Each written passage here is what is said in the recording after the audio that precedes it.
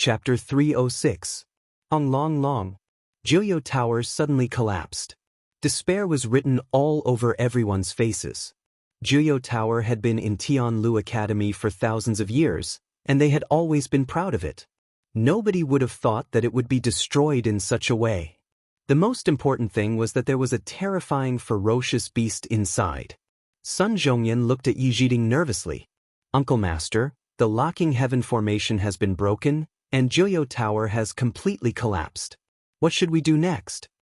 Yi Zhiding knitted his brows and stared at the ruins. "That's not right." Sun Zhongyan was dazed. "What's not right?"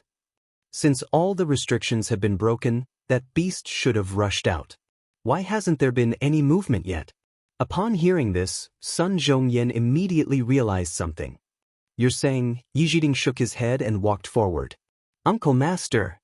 Sun Zhongyan immediately stopped him. "It's dangerous." Yi Zhiding waved the blood-stained fan in his hand and chuckled. "No matter what, I'm still the director. How can I not go and take a look when such a big thing has happened?" He didn't know if it was an illusion, but he felt that the ferocious beast's aura seemed to have disappeared. He didn't notice when he had this feeling, but at this point, he really couldn't sense any danger from the ruins. Sun Zhongyan hurriedly said, "I'll go with you." The two of them went forward together. Emperor Zhouan looked at this scene dejectedly as if all his energy had been sucked out. Jiuyou Tower was already in danger when it was surrounded by the black fire. Now, Jiuyou Tower had completely collapsed into ruins. "Rong Xiu, I'm afraid." The Empress held his arm and softly consoled him. "Your Majesty, my condolences. What nonsense are you saying?" Emperor Zhouan was agitated by the words, and he pushed her harshly. The Empress didn't notice, and her body fell to the ground uncontrollably. "I want to see him if he's alive, and I want to see his corpse if he's dead. Everything isn't clear yet. Who allowed you to curse him to die?"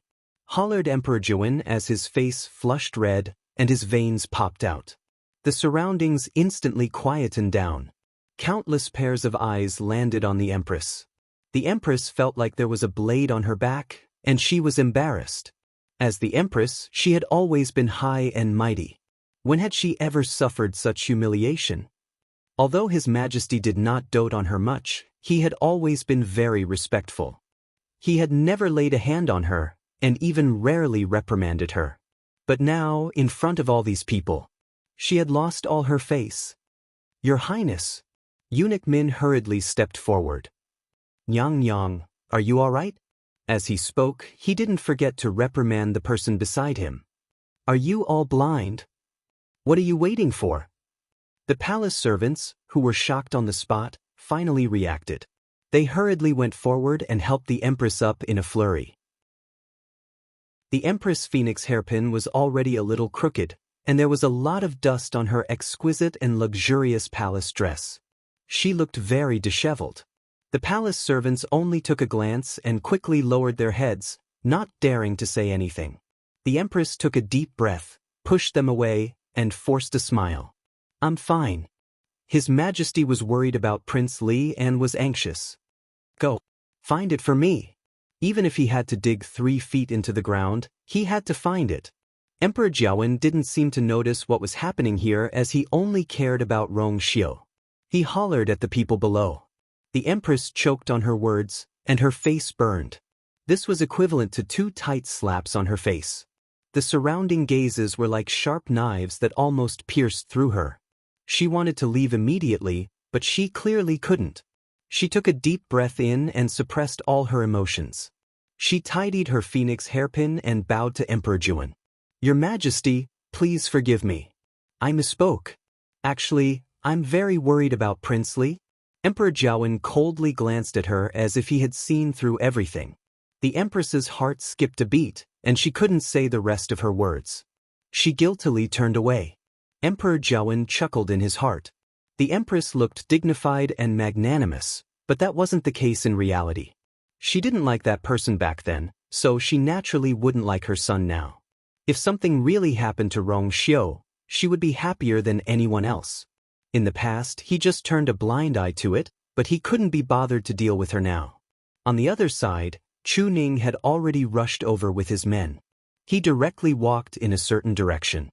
His footsteps were hurried, and his expression was tense. The compass shows that is here, so she should be fine. Chu Ning walked to a certain spot and wanted to move a rock away. However, he quickly realized that the problem was more serious than he thought. The material used to build Juyo Tower was very special. It was just a rock that was half a person's height, but it weighed almost a ton. He was a stage 5 warrior, and he was considered a top warrior in the entire country Yaochen. However, even for him, it was not an easy task to clear all the rocks here. When the Imperial Guard saw Chu Ning's reaction, they hurriedly followed him. "Lord, did you discover something?" Chu Ning shook his head and didn't say anything, but he didn't stop moving. The crowd looked at each other. They had also heard from Tianlu Academy's people that Lord Chu Ning's only daughter, Chu Luiyue, was also trapped inside. She was most likely dead. "Go over there and move all the rocks away," Chu Ning ordered. The subordinates dispersed.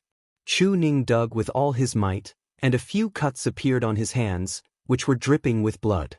However, he didn't seem to be affected as he stubbornly cleared the rocks away. Everyone had different expressions when they saw this scene. "What's wrong with Lord Chu Ning? Although His Majesty asked us to find someone, isn't he a little too stubborn? Could it be that he really intends to dig up this pile of ruins? Don't you know that Chu Luiyue is also inside?" "I see. Then, isn't she also? What a pity. Lord Chu Ning has been through a lot all these years. Now that he finally made it, something like this happened." Chu Ning turned a deaf ear to everyone's discussion. Then, he realized that there were a few more people beside him. He looked up and saw a few familiar young faces. Hongyu? It was Mu Hongyu, Sun Hu, and Gu Mingfeng. Mu Hongyu's eyes were red, but she looked very determined. "Uncle, we're here to help you." Chu Ning's heart warmed as he nodded. "Help me here." The few of them immediately took action. Even Zhuorong and the rest couldn't bear to see this scene. "Lord Chu Ning, we know that you're very worried about Lu Yu, but none of us wanted this to happen." Screech. A crisp cry suddenly came from the ruins. Then, a few rocks that were piled up together were suddenly blown away by a ball of green flames. A green sparrow flew out quickly. 2 figures appeared in front of everyone. Mobile users, please browse for a better reading experience from Love Network. Chapter 307. Prince Li. Everyone was shocked when they saw the 2 of them. Who else could it be but Chu Luiyue and Rong Xiu, who were previously trapped in Juyo Tower? Chu Ning immediately walked over with big strides. "Are you okay?" he asked nervously as he sized up Chu Luiyue. When he saw that Chu Luiyue's body was covered in blood and dust, his heart skipped a beat. "You're injured?" Chu Luiyue's lips were dry and white as he weakly shook his head. "No, it's mainly because His Highness." Chu Ning then saw that Chu Luiyue was supporting Rong Xiu, and his situation seemed to be even worse. His face was as pale as a sheet, and he was barely breathing as if he would faint at any moment. There were many wounds on his body, and some were so deep that his bones could be seen. What happened to His Highness? 7. Emperor Zhouan was surprised when he saw Rong Xiu come out, and he hurriedly walked over. But when he saw Rong Xiu covered in wounds, the joy on his face immediately disappeared, and it was replaced by deep shock and worry. 7. What happened to you? Zhuorong? Elder son? Come and take a look. Zhuorong was originally at the side, and he immediately went forward when he heard this. Sun Zhongyan, Elder Yi, and the rest, who were planning to enter the ruins, also rushed over when they heard the commotion. Ever since the Empress saw Chu Luiyue and Rong Xiu appear, she stood rooted to the ground and didn't recover her senses for a long time. The two of them actually didn't die? Juyo Tower caused such a huge commotion. First, it burned, and then it completely collapsed. Just how lucky were they to be able to come out alive? But when she saw that Emperor Zhouan had already walked over, she clenched her teeth and could only follow. Zhuorong helped Rong Xiu take his pulse. Emperor Zhouan asked, "How are you?" "How is it?"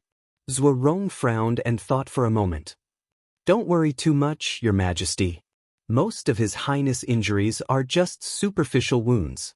As long as he recuperates well, he will recover very quickly. The rock in Emperor Jiawen's heart was finally put down. That's good, that's good. Although he was injured, he was still alive. This was much better than what he had expected. Zhuorong said hesitantly. But what? Emperor Jiawen was dazed. But His Highness's body has always been weak. Previously, it was not easy to nurse him back to health. This time, I'm afraid he will have to recuperate again. Disappointment filled Emperor Jiawen's eyes. Rong Xiu had been ill since he was a child. Now that he finally got better, he didn't expect it. Forget it, let's talk about this later. The most important thing now is to heal old Seven's injuries.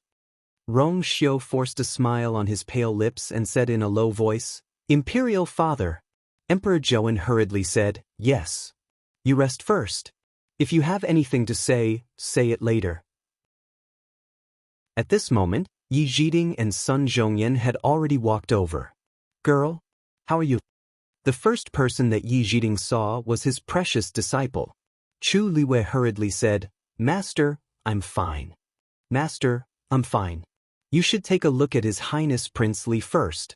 Even though she looked disheveled, Yi Zhiding saw that her voice was filled with energy, and he felt much more at ease. That's good. That's good.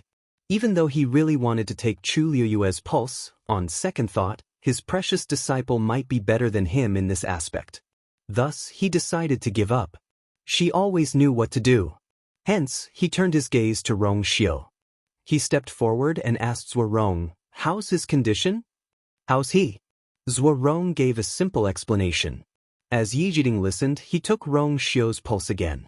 Everyone present knew that Yi Zhiding was the most capable celestial physician here, so nobody felt that it was unnecessary for him to take Rong Xiu's pulse a second time. Instead, they felt much more at ease. After a moment of silence, Yi Zhiding nodded and took out a pill to feed Rong Xiu. Your Highness's body is fine. I'll help you stop the bleeding first, and I'll treat your wounds when we go back. In less than half a month, your external injuries will be healed. However, your internal injuries. Old Seven still has internal injuries? Emperor Jiawen couldn't help but interrupt. Yi Zhiding looked at him as if it was natural. Of course. The injuries on his body were obviously caused by the falling rubble. Jiuyou Tower's rocks are very heavy, so it's normal for them to cause internal injuries. However, it's fine. The pill that I gave you earlier can improve your blood circulation and heal your internal injuries.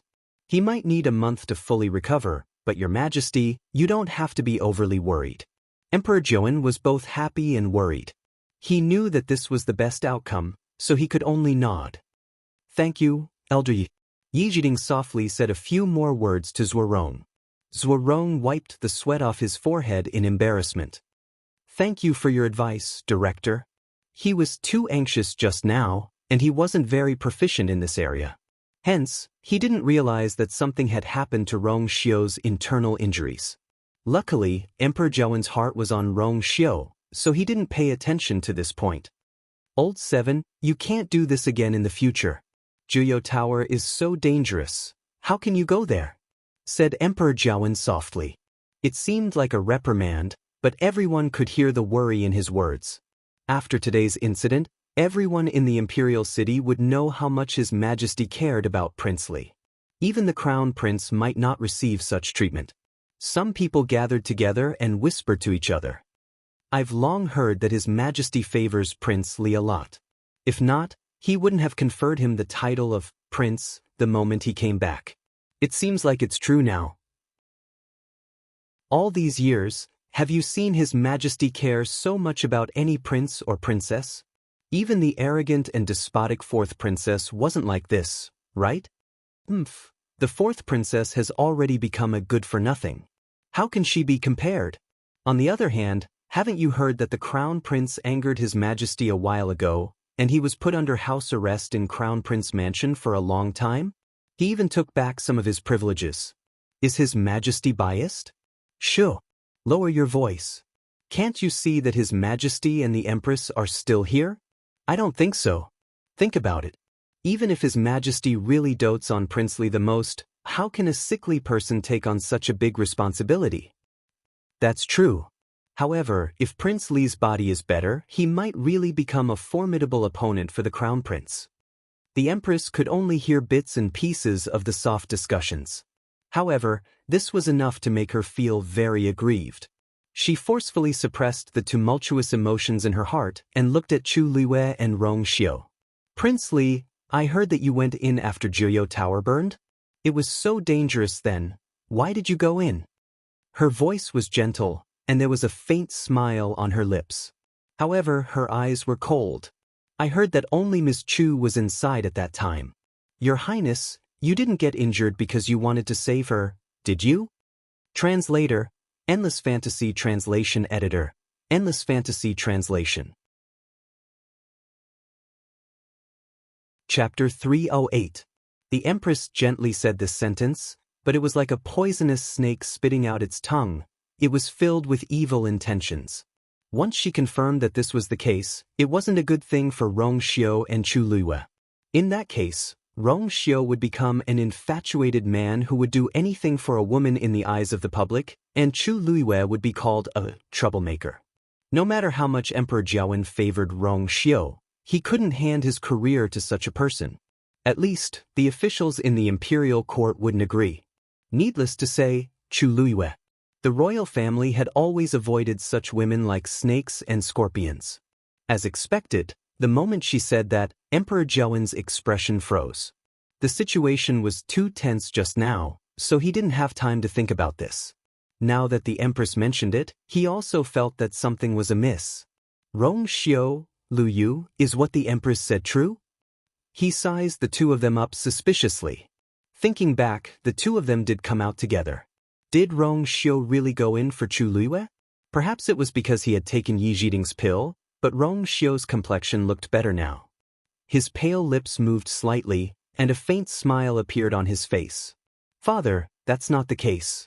I went in for another reason. I just happened to meet Miss Chu in the middle, so we came out together.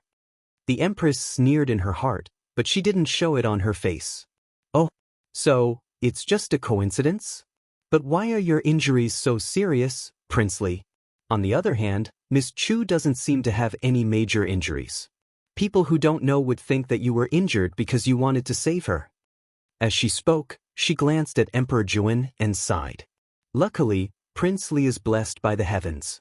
If not, I don't know how sad your majesty would be. Don't you think so, your majesty? Emperor Jiawen's gaze swept past Chu Luiyue with a hint of scrutiny. The Empress's words made sense. Anyone who saw the situation between the two would find it strange. Speaking of which, Prince Li and Miss Chu are really fated to meet. At the Crown Prince's birthday banquet, Prince Li seemed to take special care of Miss Chu. Emperor Jiawen knitted his brows slightly. That was right. He also remembered this matter. Even though it was just a small matter, it was indeed a little strange now that he thought about it. The Empress lowered her voice and suddenly smiled. Your Majesty, please don't take it to heart. I was just speaking casually. Prince Li had not been in the capital for many years, so he should not have been familiar with Miss Chu before. These were just groundless guesses. Moreover, if Prince Li really liked Miss Chu, it would make a good story. But Emperor Jiawen didn't look happy at all. Rong Xiu smiled gently. Imperial Father, I actually have to thank Miss Chu for today. If she hadn't saved me in time, I'm afraid I would have died in Jiuyou Tower. Everyone was stunned. Emperor Jiawen couldn't help but ask. You said that Lu Yu saved you? Exactly. At that time, cough cough, Rong Xiu clenched his fists and coughed a few times on his lips. When Jiuyou Tower started to collapse, I was coincidentally trapped on the 6th floor. The injuries on my body were caused at that time. Back then, the 6th floor was sealed by the collapsed rocks. I tried my best to get out, but I couldn't. Coincidentally, I met Miss Chu at that time. She helped me and brought me out without caring about the danger. Only then could I see the light of day again. Fnut. Rong Xiu didn't continue speaking, but his meaning was clear. Emperor Jiawen's expression became much gentler. So, you weren't injured because of her.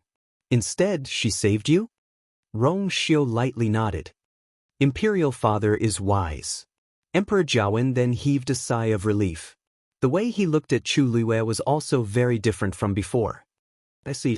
Lu Yu, it seems like I still have to thank you this time. Rong Xiu hasn't been by my side for so many years. Now that he's finally recovered, he's finally back in the Imperial City. If something really happens, how am I going to explain it to Wan Tseng? His voice suddenly paused and pain flashed across his face. The Empress looked down and hid the jealousy in her eyes. Then she seemingly smiled and said, "Oh, I see. So that's how it is. This consort really made a mistake. I didn't expect Miss Chu to be able to save Prince Li from such a dangerous place despite her slender body. She's really amazing." Chu Luiyue raised her brows slightly. It seems like the Empress isn't willing to give up.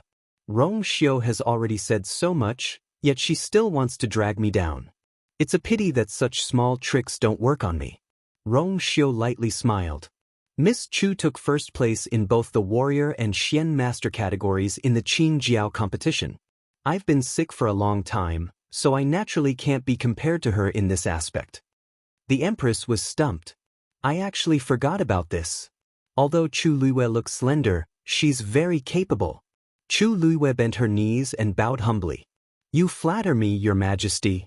Although Lu Yu's insignificant skills don't catch your eye, it's my honor to be able to help Prince Li. The Empress was speechless.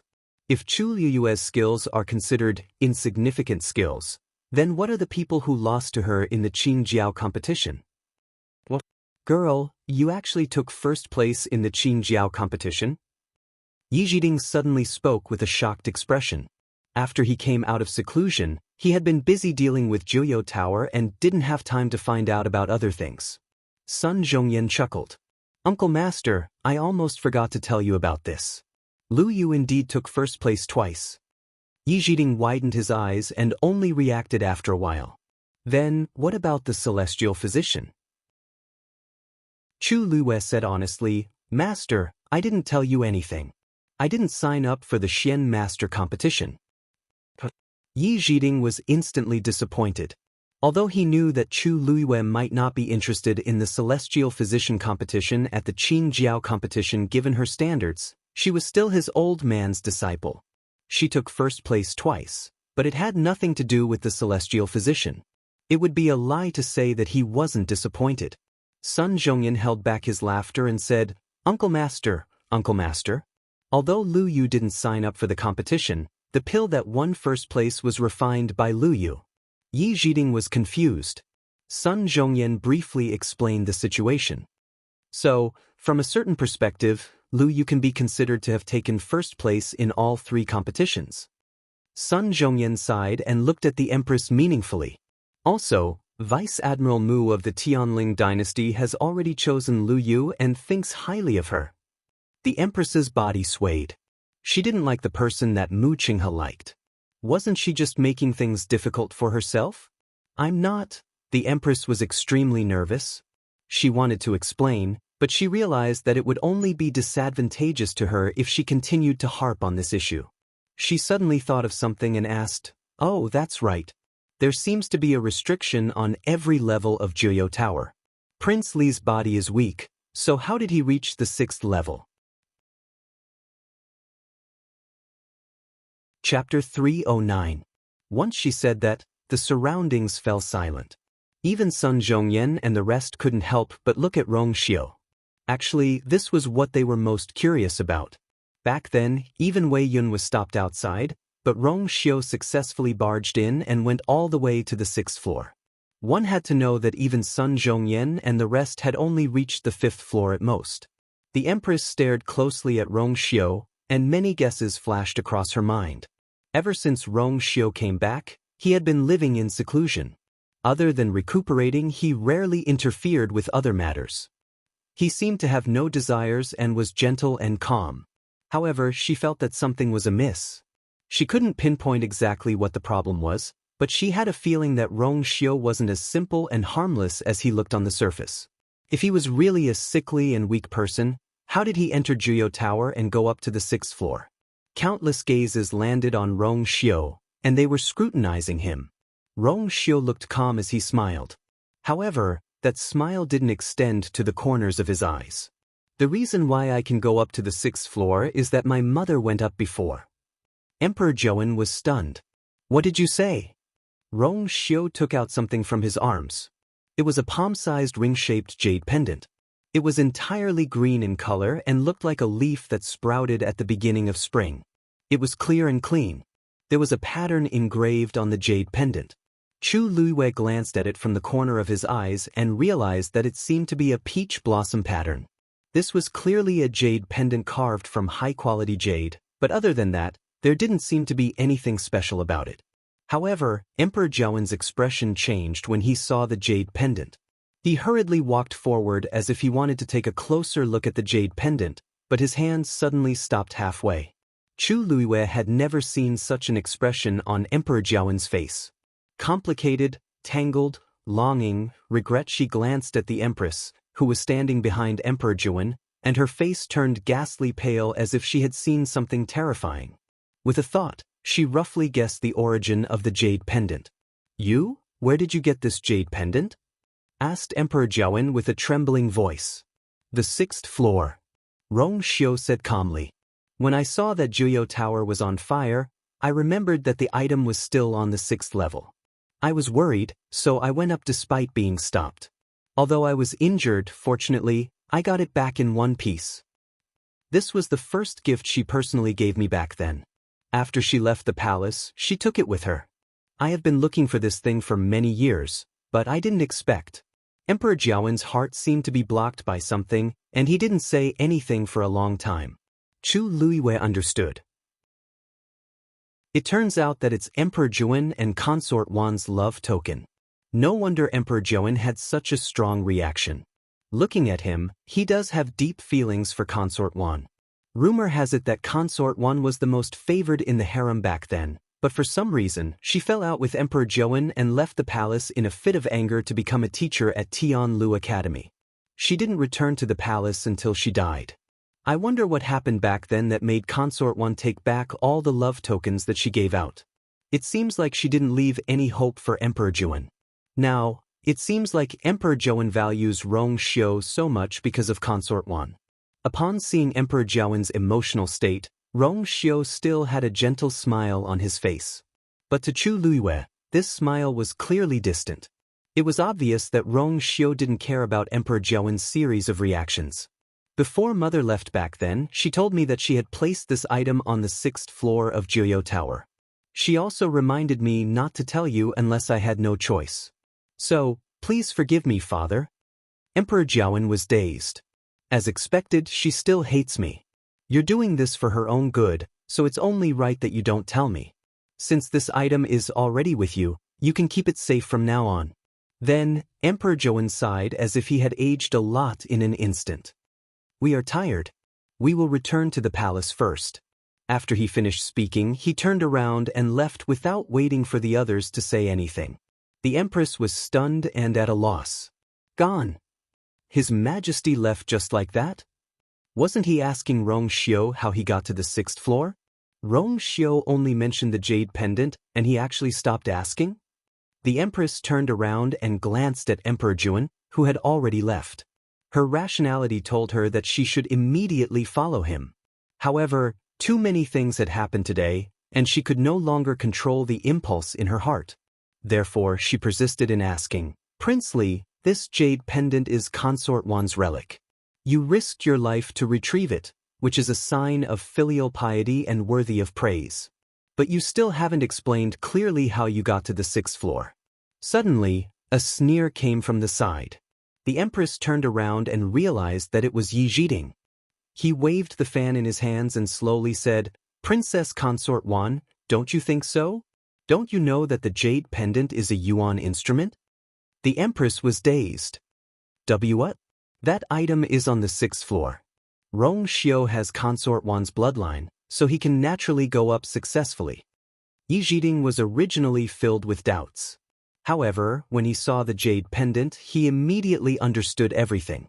Now that he saw the Empress's overbearing manner, he couldn't help but feel annoyed. He lazily said, It seems like the Empress doesn't know about this. That's right. This is between His Majesty and Consort Wan. It's normal for the Empress not to know. The empress was so angry that her face turned pale, but she didn't dare to talk back to Yi Jiding in public. Even though she was the empress, even Emperor Zhuan had to give Yi Jiding some face, let alone her. There were so many pairs of eyes looking at her, which made her even more embarrassed. It seems like I can't do anything to Rong Xiu and Chu Luiyue today. I have to find another time. Thinking of this, the empress forced a smile. Thank you for clearing my doubts, Elder Yi. His Majesty has already left, so I won't stay any longer. Then, she hurriedly turned around and chased after Emperor Zhuan. Father, please wait. Rong Xiu suddenly spoke, and his voice was as cold as jade clashing against each other. Emperor Zhuan, who had already walked a distance away, turned around in confusion. What's wrong? Rong Xiu stepped forward. Your son has a request. He stood there, tall and straight. His body was clearly stained with messy bloodstains, but his eyes were calm and noble, making one unconsciously respect him. Emperor Zhuan asked, What's wrong? What's the matter? Rong Xiu's thin lips curved up into a perfect smile. This time, I entered Jiuyou Tower to save Ms. Chu. It's fake, but it's true that I adore Ms. Chu. Chu Liuyue's heart skipped a beat. Then, he saw the man, who was always elegant and graceful, stretch out his long arm, lift his robe, and kneel down. I don't have any other wishes in this life. I only want to hold one person's hand and grow old with her, just like what Mother said. Father, please grant me this marriage. Mobile users, please browse and read. A better reading experience comes from iYuan. Chapter 310. Chu Luiyue had never seen this man kneel before. In the eyes of outsiders, he was the weak Prince Li, gentle, humble, and aloof from worldly affairs.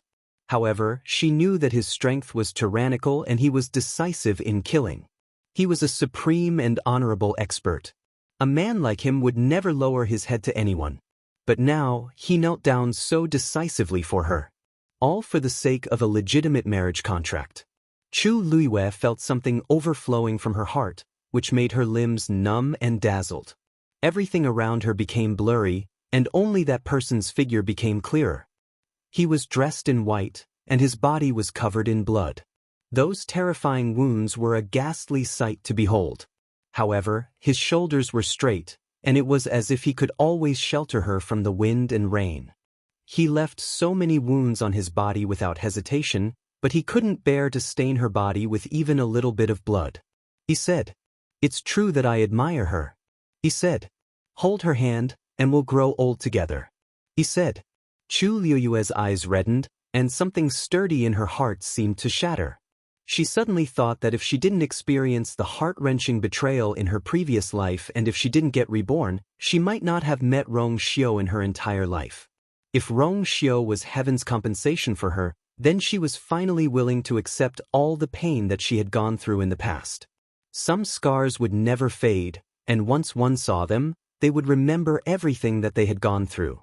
However, there was finally someone who could give her more joy and fill up all the regrets, giving her a peaceful and happy future. This was probably her greatest luck. Rong Xiu's words shocked everyone present. Emperor Zhuan almost suspected that he had heard wrongly. What did you say? Why you want me to bestow marriage between you and Lu Yu? Rong Xiu lightly nodded, and his expression was calm and determined. This clearly wasn't a spur-of-the-moment decision. Emperor Zhuan opened his mouth and scanned the two of them with a complicated gaze. Rong Xiu was actually interested in Chu Luiyue. Even though he was surprised, it was still within his expectations. In terms of appearance, Chu Luiyue was absolutely devastatingly beautiful. In terms of strength, Chu Luiyue had just taken first place twice in the Qingjiao competition. He was undoubtedly a top genius. In terms of family background, although Chu Luiyue and his daughter had completely fallen out with the Chu family, Chu Luiyue was now the commander-in-chief of the Imperial Guards, and Chu Luiyue was Yi Jiding's only disciple. No matter how one looked at it, Chu Luiyue was definitely worthy of Rong Xiu. Moreover, this time it was Rong Xiu who took the initiative to speak. For so many years, Rong Xiu had never asked for anything except this time. And it was to ask for a marriage contract. Emperor Zhouwen suddenly recalled that Rong Xiu had used all sorts of reasons to reject him when he asked him to choose a princess consort. At that time, he didn't think about it, but now that he thought about it, perhaps he already had this idea at that time. How could he have failed to see that? But after the shock, Emperor Zhouwen's thoughts changed, and he suddenly felt that this was not bad. Rong Xiu should have gotten married. Chu Luiyue was so outstanding and could risk her life to save him.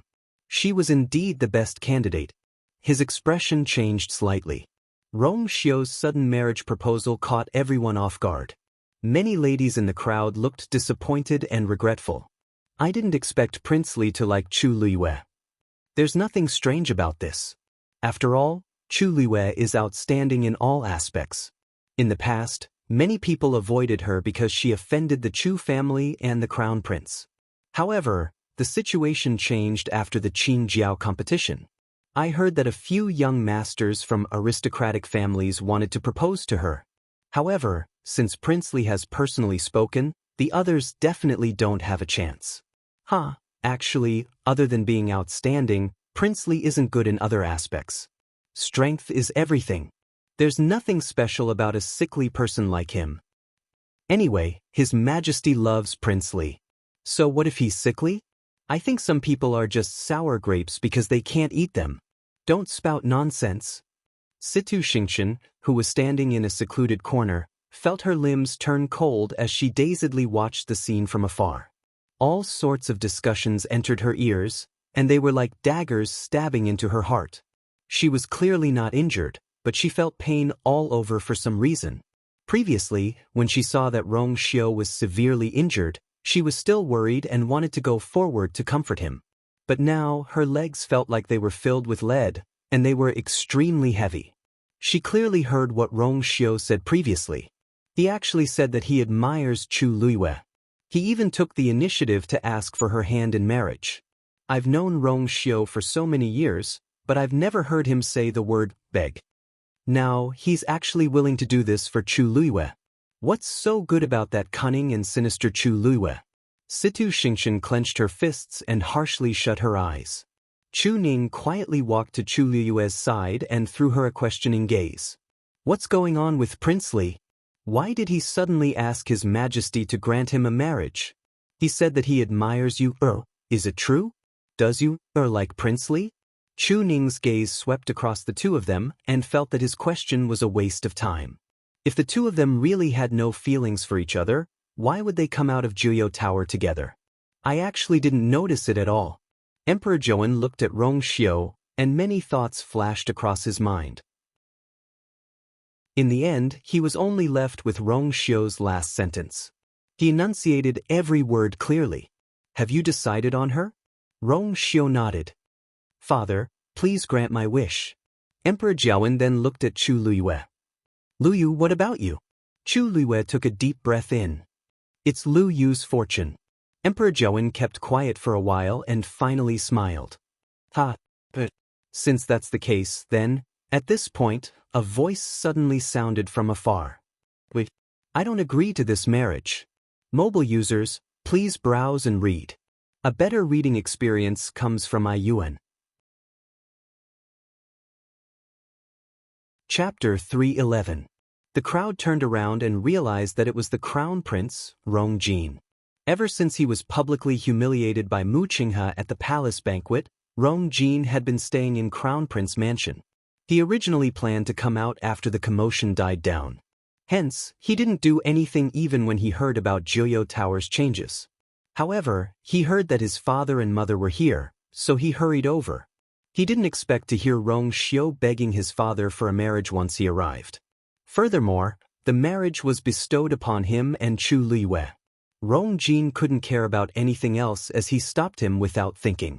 Rong Jin hastened his footsteps and rushed to Emperor Zhouwen under the crowd's gazes. He swallowed his saliva and spoke with much difficulty.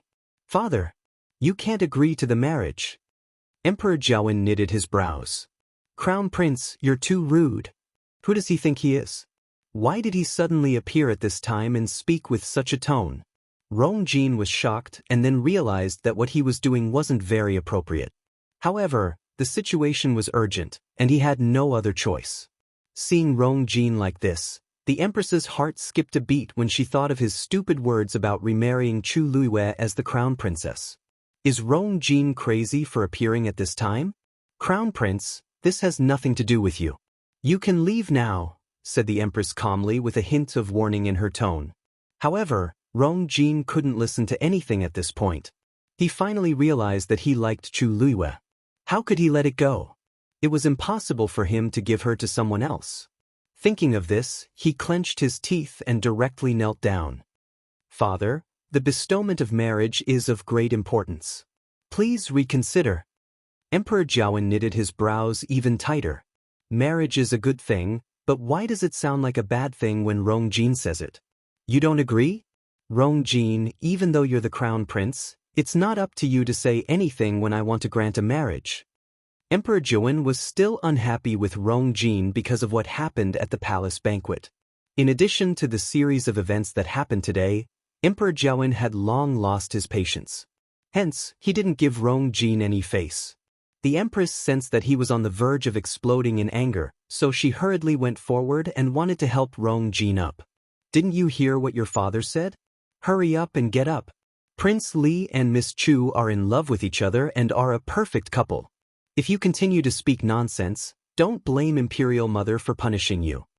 The Empress pinched Rong Jin's arm hard and shot him a threatening look from an angle that the crowd couldn't see. Rong Jin's impression of Emperor Jiawen had already deteriorated quite a bit. If this continued, his position as the crown prince would really be in danger. Rong Jin was in pain, but he was even more conflicted.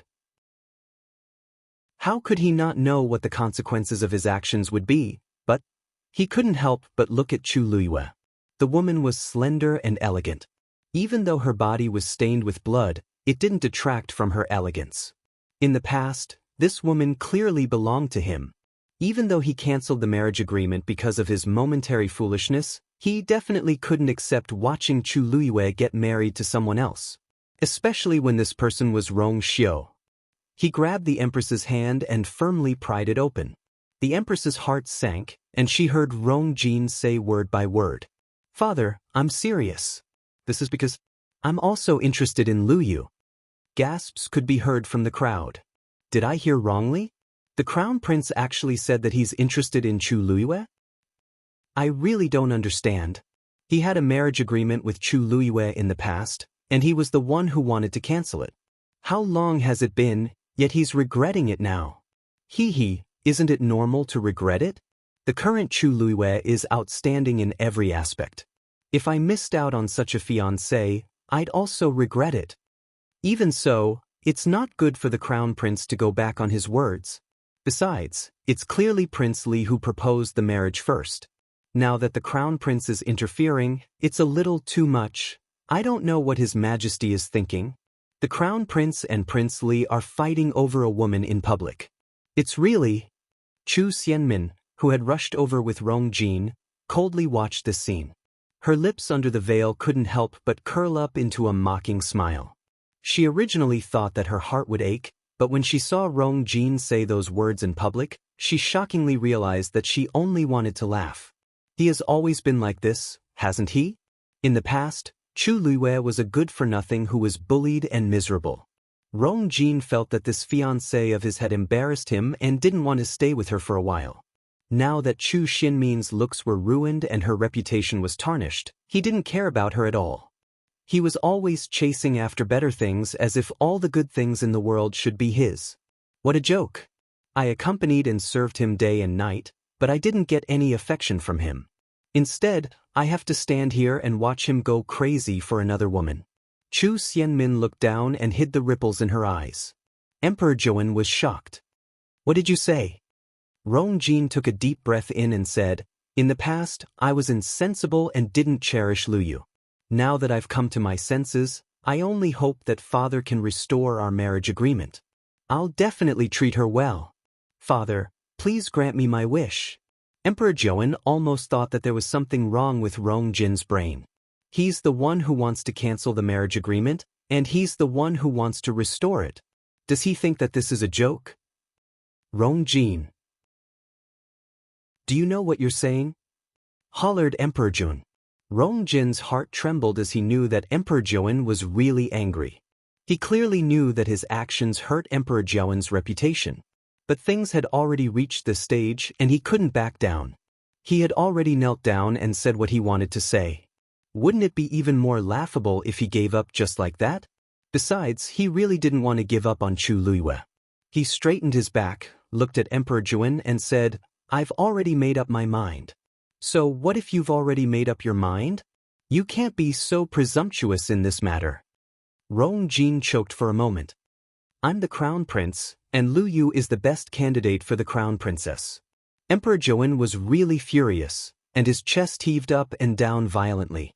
If they weren't in front of so many people, he would have harshly kicked Rong Jin. In the past, he thought that Rong Jin was good in every aspect and was the best candidate for the crown prince. However, he didn't know when Rong Jin started to become narrow-minded and calculative. He even used despicable means to achieve his goals. He forgave Rong Jin again and again as he always thought that Rong Jin would change. However, it seemed like he was very wrong now. Rong Jin's personality wouldn't change at all. Rong Xiao had asked for Chu Liyue's hand in marriage in public because of his love and gratitude for her. What about Rong Jin? By doing this, he's openly snatching a woman from his brother. Yet, this woman was the one he cancelled his marriage agreement with. He had completely disgraced the royal family. Emperor Jiawen pointed at Rong Jin's face and sneered. "It seems like you're really tired of being the crown prince. Today, I'm going to remove you as the crown prince." Mobile users, please browse for a better reading experience from iYuan. Chapter 312. Your Majesty. When the Empress heard the words "remove the crown prince," her limbs turned cold, and she instinctively exclaimed, "Your Majesty, please calm down. The crown prince was just being impulsive." "You mustn't." "Being impulsive?" "I think he's clearly relying on his status as the crown prince to think that everything has to be listened to." Emperor Jiawen was furious. He doesn't deserve to be the crown prince. He had long known that Rong Jin desired the throne. In the past, he secretly tried to kill third prince. Now, he wants to snatch the princess consort from seventh prince. It's not even his turn to sit on the throne, yet he's already so arrogant. Once he takes power in the future, I don't know what he'll become. The Empress's legs turned to jelly, and she almost collapsed on the floor. Emperor Jiawen's sentence was equivalent to sentencing Rong Jin to death. Once he was really removed, he would never be able to make a comeback.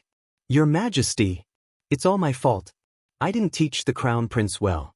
Please let him off this time." The Empress knelt down and begged. Rong Jin was also dazed. Father, I just want to marry Chu Luiyue as my princess consort. I didn't do anything outrageous, so why is father so angry? He even wants to remove my crown prince position." An extremely loud slap suddenly rang out. The Empress harshly slapped Rong Jin and hollered, "Hurry up and apologize to your imperial father." Rong Jin's face was slapped to the side, and his cheeks quickly swelled up. Blood even seeped out of the corner of his lips. It was obvious how hard the Empress slapped him. "Why are you in a daze?" The Empress was very anxious. Her face was green and white, and tears even flowed out of her eyes. At this point, she really wanted to go forward and slap Rong Jin awake. Does he know what's going on? His Majesty has already spoken. If we don't stop this as soon as possible, the crown prince will definitely be removed. By then, it will be impossible to salvage the situation. Rong Jin has always been smart, but why did he become so stupid today? No, I should say that ever since he interacted with Chu Luiyue, he gradually became like this. All of this was caused by Chu Luiyue. If it weren't for her, Rong Jin was dizzy from the beating, but he finally woke up from the Empress's scolding. He knelt and took 2 steps forward. "Imperial Father, please calm down. I know I was wrong." Emperor Jiawen sneered. "Do you know your mistake now? Weren't you acting like a crown prince just now?" Actually, even though he was angry that Rong Jin sent someone to assassinate Rong Xiao, he didn't really want to cripple Rong Xiao. The members of the royal family were heartless to begin with, especially the emperor. If Rong Jin was ruthless enough, it wouldn't be all bad. However, today's matter made him extremely disappointed. Rong Jin actually did such a thing in public for a woman. Such a person would not be able to take on such a huge responsibility. Rong Jin was flustered, and he then realized that things were developing in an uncontrollable direction. Father, I didn't. But Emperor Jiawen couldn't be bothered to listen to his explanation. Men, pass down the decree. Your Majesty, please wait. The Empress suddenly thought of something and her eyes lit up. She hurriedly said, Your Majesty, did you forget country Xing Luo's previous invitation? Previously, you already agreed to send Rong Jin over, and there are less than 20 days left. If you cripple Rong Jin's position as the crown prince now, how are you going to deal with this matter? Emperor Jiawen paused and knitted his brows tightly. He had almost forgotten about this matter. Actually, this invitation wasn't the most important thing. The key was that country Xing Luo wanted Rong Jin and Sidu Xingshan to have a marriage alliance. If Rong Jin was crippled now, then there would indeed be a lot of trouble. He still couldn't be sure if the other party valued Rong Jin's position as the crown prince or himself. Emperor Jiawen was stuck in a dilemma and fell silent. When Situ Xingshan, who wasn't far away, heard this, she was dazed. What does this mean? When did Father and Emperor Jiawen agree on this? Why don't I know? Besides, I don't even know that Rong Jin is going. Country Xing Luo and country Yaochen have always minded their own business. Why are they suddenly so close to each other? As the eldest princess, I don't know anything about this.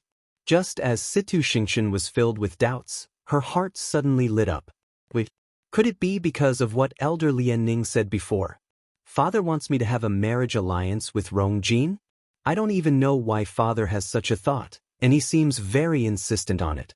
Sidu Xingshan's face turned ugly. I don't like Rong Jin at all. If this can make Father give up on the idea of a marriage alliance, I really want it to happen.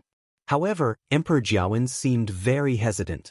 The Empress saw that the situation seemed to have taken a turn for the better, so she immediately pushed it further.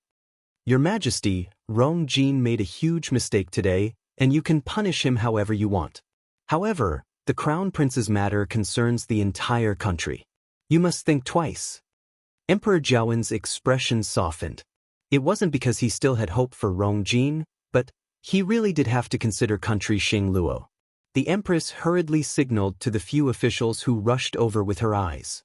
Those few people were originally from the Crown Prince's faction, so they naturally tried their best to fight for Rong Jin. Your Majesty! What the Empress said made sense. The Crown Prince was foolish for a moment, but he doesn't deserve to die. Please be magnanimous and give him a chance. The Crown Prince has been very outstanding all these years, and he has worked hard day and night just to share some of your burden. Even if he didn't make any contributions, he still worked hard. Your Majesty, if you really remove the Crown Prince's position because of this, what will Prince Li and Ms. Chu do in the future? Chu Luiwei raised her brows slightly. She didn't like hearing this. What does Rong Jin's own death have to do with me and Rong Xiu? I haven't even said that I'm disgusted by Rong Jin's actions today. Rong Xiu's expression was as calm as usual. He smiled lightly and said, The Empress is right. Sirs, your words are not without reason. Father, I just want to ask you for a marriage. I don't want things to escalate to this stage. If you really don't forgive brother today, then it's my fault. Emperor Jiawen sighed deeply. Rong Xiu, you've always been sensible. If it weren't for my poor health, the Crown Prince position would have been mine long ago. Where would Rong Jin be? What a pity! Emperor Jiawen's regretful expression stabbed the Empress and Rong Jin's hearts again. But at this point, they didn't dare to show any unhappiness no matter what. After a stalemate, Emperor Jiawen finally looked at Chu Luiwei. Luyu, what do you think? Chu Luiwei bent his knees and bowed. Your Majesty is wise.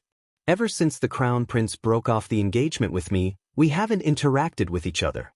So, I don't know why he suddenly acted this way today. On the other hand, Prince Li has helped me time and time again. Lu Yu is very grateful. So, Lu Yu is willing to take care of Prince Li for the rest of his life and never betray him. Mobile users, please browse for a better reading experience from AI Network. Chapter 3:13. She enunciated every word and sentence clearly. Emperor Zhouwen looked at Chu Luiyue with a deep gaze. After a while, he finally spoke. Chu Luiyue, daughter of the Imperial Guard's commander, Chu Ning, is gentle, elegant, and dignified. I like you very much. Today, it's time for my seventh son, Prince Li, to get married. For the beauty of Prince Li, I specially betroth Lu Yu to Prince Li as his princess consort. The wedding will be held on a date. Emperor Zhouwen's low and powerful voice clearly echoed in the crowd's ears. Everyone was silent for a moment. Before this, nobody expected Prince Li to marry Chu Luiyue. These two people who didn't seem to have much interaction actually became a couple. Now that the imperial edict had been issued, everything was set in stone. Rong Xiu's thin lips curved up slightly. Thank you for your grace, father. This voice finally made the crowd recover their senses. Everyone thanked him and congratulated Chu Ning one after another. No matter what, Chu Luiyue would be a princess consort from now on, and her status would naturally be very different from before. Even though Prince Li's health wasn't good and he didn't have much power, His Majesty seemed to favor Prince Li a lot from today's situation. With this, Prince Li's days wouldn't be too bad. As for Chu Luiyue, she had previously broken off her engagement with the crown prince. Even though she had become a genius that everyone envied, this matter was still rather sensitive. Now that she was betrothed to Prince Li, and Prince Li personally asked for it, it couldn't be better. All in all, this engagement had more advantages than disadvantages to them. Amidst the joyous atmosphere, only Rong Jin's expression didn't look too good. He looked at Chu Luiyue in a daze, but he saw that Chu Luiyue had already stood up, walked to Rong Xiu's side, and helped him up. Rong Xiu coughed a few times, and his face turned even paler. Rong Jin clenched his teeth. If it were anyone else who got Chu Luiyue, he could accept it. But why did it have to be Rong Xiu? In the past, his mother could not compete with Rong Xiu's mother. Now, he could not compete with Rong Xiu. He had long known that his father treated Rong Xiu differently, but now it seemed that it was even more serious than he had imagined. Whatever Rong Xiu wanted, as long as he opened his mouth, Imperial Father would give it to him. As for him, he had been trembling with fear and working diligently for so many years in the position of Crown Prince. In the end, he had not obtained any benefits at all. Instead, he had been publicly humiliated by his Imperial Father and had almost been deposed. How could he feel at ease? After protecting Rong Jin's Crown Prince position, the Empress finally heaved a sigh of relief. When she heard that Emperor Zhouwen had betrothed Rong Xiu and Chu Luiyue, she felt even more fortunate. If that's the case, Chu Luiyue can't bewitch Rong Jin anymore. From then on, Rong Jin should completely give up and stop wasting time and energy on Chu Luiyue. She glanced from the corner of her eye and discovered that Rong Jin was looking at Chu Luiyue and Rong Xiu despondently. She closed her eyes in frustration and tried her best to make her voice sound gentle and calm. Your Majesty, look at the Crown Prince. Crown Prince Rong Jin is impulsive, unreasonable, and impudent. From today onwards, he will reflect on his mistakes in Crown Prince Mansion. Without my orders, he's not allowed to come out. Nobody else is allowed to enter and visit him. This was equivalent to house arrest. Even though he was also under house arrest as a punishment previously, most people did not know about it. But this time, in front of so many people, Rong Jin had completely lost his face. However, the Empress was already very satisfied with this outcome. As long as Rong Jin was not deposed, everything could be restarted. Crown Prince, hurry up and thank him. The Empress glared at Rong Jin warningly.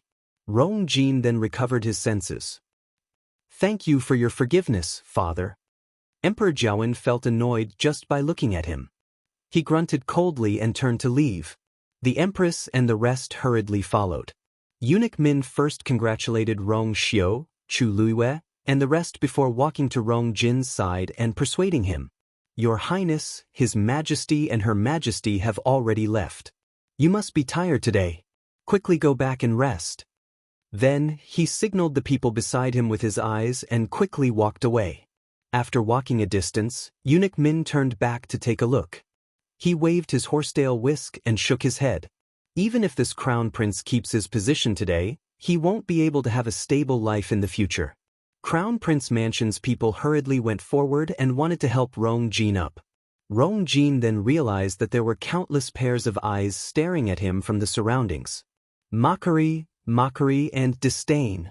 A strong sense of humiliation surged in his heart, and his face turned green. Chu Xianmin walked over. "Your Highness, let's go back." Rong Jin pushed her away. "Get lost." Then he hurriedly left with indignation. Chu Xianmin was pushed to the side, but she didn't say anything and just followed him silently. Their figures quickly disappeared from the crowd's sight. Quite a few people secretly sighed. I really didn't expect the Crown Prince, who was once so favored by the Emperor, to have such a day. That's right. Even if he's still the Crown Prince, it's hard to say what will happen in the future after what happened today. In comparison, the third prince is more outstanding. At least, he has outstanding military achievements.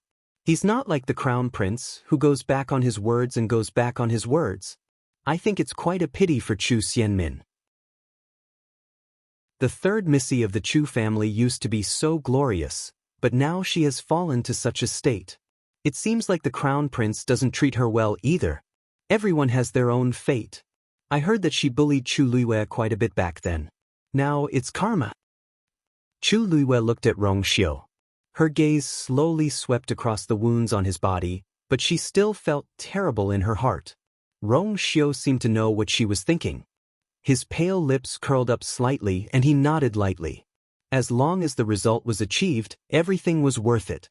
Chu Luiyue's heart ached, but her entire being was immersed in an indescribable sense of relief and happiness.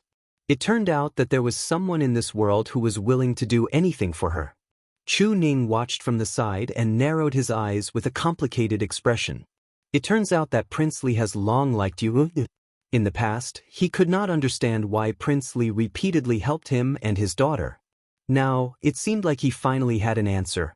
Thinking about it carefully, Prince Li was not a bad choice, but it was a pity that his body was a little weak. However, compared to people like Rong Jin, he was much better.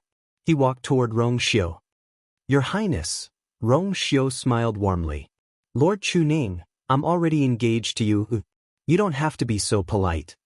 Chu Ning hesitated for a moment and finally said, "There are a few things that I want to say in private. You're not allowed to bully Lu Yu." Before Chu Ning could finish speaking, Yi Zhiding had already spoken. He had a rare look of seriousness on his face as he looked at Rong Xiu warningly. "She's my only personal disciple. If you dare to let her down, don't blame me for being rude to you." Chu Ning was speechless. "Damn, someone else has already snatched my lines." Rong Xiu's smile deepened. "Of course. Don't worry, Elder Yi and Lord Chu Ning." Yi Zhiding wanted to say something, but Elder Wei Yun suddenly exclaimed. "Director, oh no, that ferocious beast is gone." Mobile users, please browse and read. A better reading experience comes from Love Network. Chapter 314. Yi Zhiding was shocked. "What's going on?" Elder Wei Yun rushed over with an anxious expression. "We checked the area under Jiuyou Tower just now, but we didn't find any aura of that ferocious beast. At first, we thought that it was because Jiuyou Tower had collapsed, so it was temporarily quiet. But after waiting for a while, there was still no movement. Only then did we realize that the ferocious beast was no longer in the pit of heavenly origins." Chu Luiyue's eyes flashed. Yi Zhiding hurriedly walked toward the ruins. "How is this possible? If it had escaped, the silver pestle would have reacted. Although the locking heaven formation was broken, the silver pestle was still very useful. It could detect anything that happened in Jiuyou Tower. However, he didn't notice anything unusual just now." Elder Wei Yun was also very nervous as he wiped the sweat off his forehead. "We've been investigating this for a long time, but we didn't find anything." Yi Zhiding had already walked to the side of the collapsed Jiuyou Tower. He closed his eyes, and his origin power surged out. In an instant, it covered him. After a while, he opened his eyes and frowned. "That bastard is really gone," Sun Zhongyan asked blankly. "Martial uncle, you said that the ferocious beast is no longer around. What do you mean? Did the ferocious beast run away, or was it dead?" Yi Zhiding was silent for a while before turning to look at Chu Luiyue and Rong Xiu. When the two of you were in Juyo Tower, did you discover anything unusual? Chu Luiyue's eyebrows twitched. Rong Xiu was the first to speak. Not at all. At that time, both of us were on the 6th level when Juyo Tower suddenly collapsed. It wasn't easy for us to get out. Chu Luiyue glanced at him calmly. Why did Rong Xiu keep emphasizing the 6th floor? Did any of you go to the next level? Yi Zhiding asked again. Chu Luiyue and Rong Xiu both shook their heads. Yi Zhiding sighed. This old man must be confused. How could the two of you enter that place? Confusion flashed across Chu Luiyue's heart. Elder Yi seemed to know what was on the 7th floor. It was even to the extent that he was very likely aware that the ferocious beast was suppressed on the 7th floor. He was the dean of Tianlu Academy, so it was normal for him to know about this. But what's going on with Rong Xiu? At that time, he was outside the barrier of the 7th level, and he saw her come out with his own eyes. But he didn't seem to want others to know this. Obviously, he knew that the 7th floor was unusual. Could it be that Rong Xiu also knew the secret of the 7th floor? Whether it was the legendary three-eyed eagle or the heavenly square cauldron. Strange. Why did that beast suddenly disappear? Yi Zhiding slowly waved the fan in his hand, perplexed. Sun Zhongyan suddenly said, "Oh right, that green sparrow entered Juyo Tower just now. Perhaps I can get some clues from it?" Yi Zhiding's eyes lit up. He hurriedly walked toward Mu Qinghe. From the beginning to the end, Mu Qinghe had been watching coldly from the sidelines, but Yi Zhiding didn't mind. As the envoy of the Tianling dynasty, Mu Qinghe naturally had no reason to get involved in this. However, he was powerful and had been watching from the side. Perhaps he knew something. When Yi Zhiding walked over, Hong Yao was squatting on Mu Qinghe's shoulder, casually combing its feathers. "Vice Admiral Mu, I have a few questions. Can I ask your fiend?" Mu Qinghe glanced at Hong Yao. Hong Yao then stopped and sized Yi Zhiding up. Yi Zhiding coughed. "I wonder if your injuries were caused by that ferocious beast?" Hong Yao glared at him. Then, it angrily turned its head away. "Didn't I just suffer some minor injuries? I'm basically healed now, all right? Why did he have to mention this?" Mu Qinghe was expressionless. "That's right." Yi Zhiding asked again. "Then, do you know what happened to it?" Hong Yao shook its head frantically. Yi Zhiding didn't quite believe it. "Really? Then, at least you should know if it's dead or alive, right? This green sparrow is a high-level fiend and is noble and proud. How can it let the matter rest so easily after it's injured?" Hong Yao still shook its head. In the end, it simply buried its head under its wings and refused to speak. Seeing it like this, Yi Zhiding knew that there wouldn't be any results even if he continued to ask, so he could only give up. "Thank you, Vice Admiral Mu. It seems like we have to investigate this matter from another angle." Mu Qinghe suddenly said, "Jui Jui is in the Jui Palace. Juyo Tower was built to suppress that ferocious beast, right?" Yi Zhiding was stunned for a moment before nodding. That ferocious beast has already disappeared, and Juyo Tower's collapse is no longer important. What are you worried about? The most important thing is that the pit of heavenly origins below is still there, isn't it?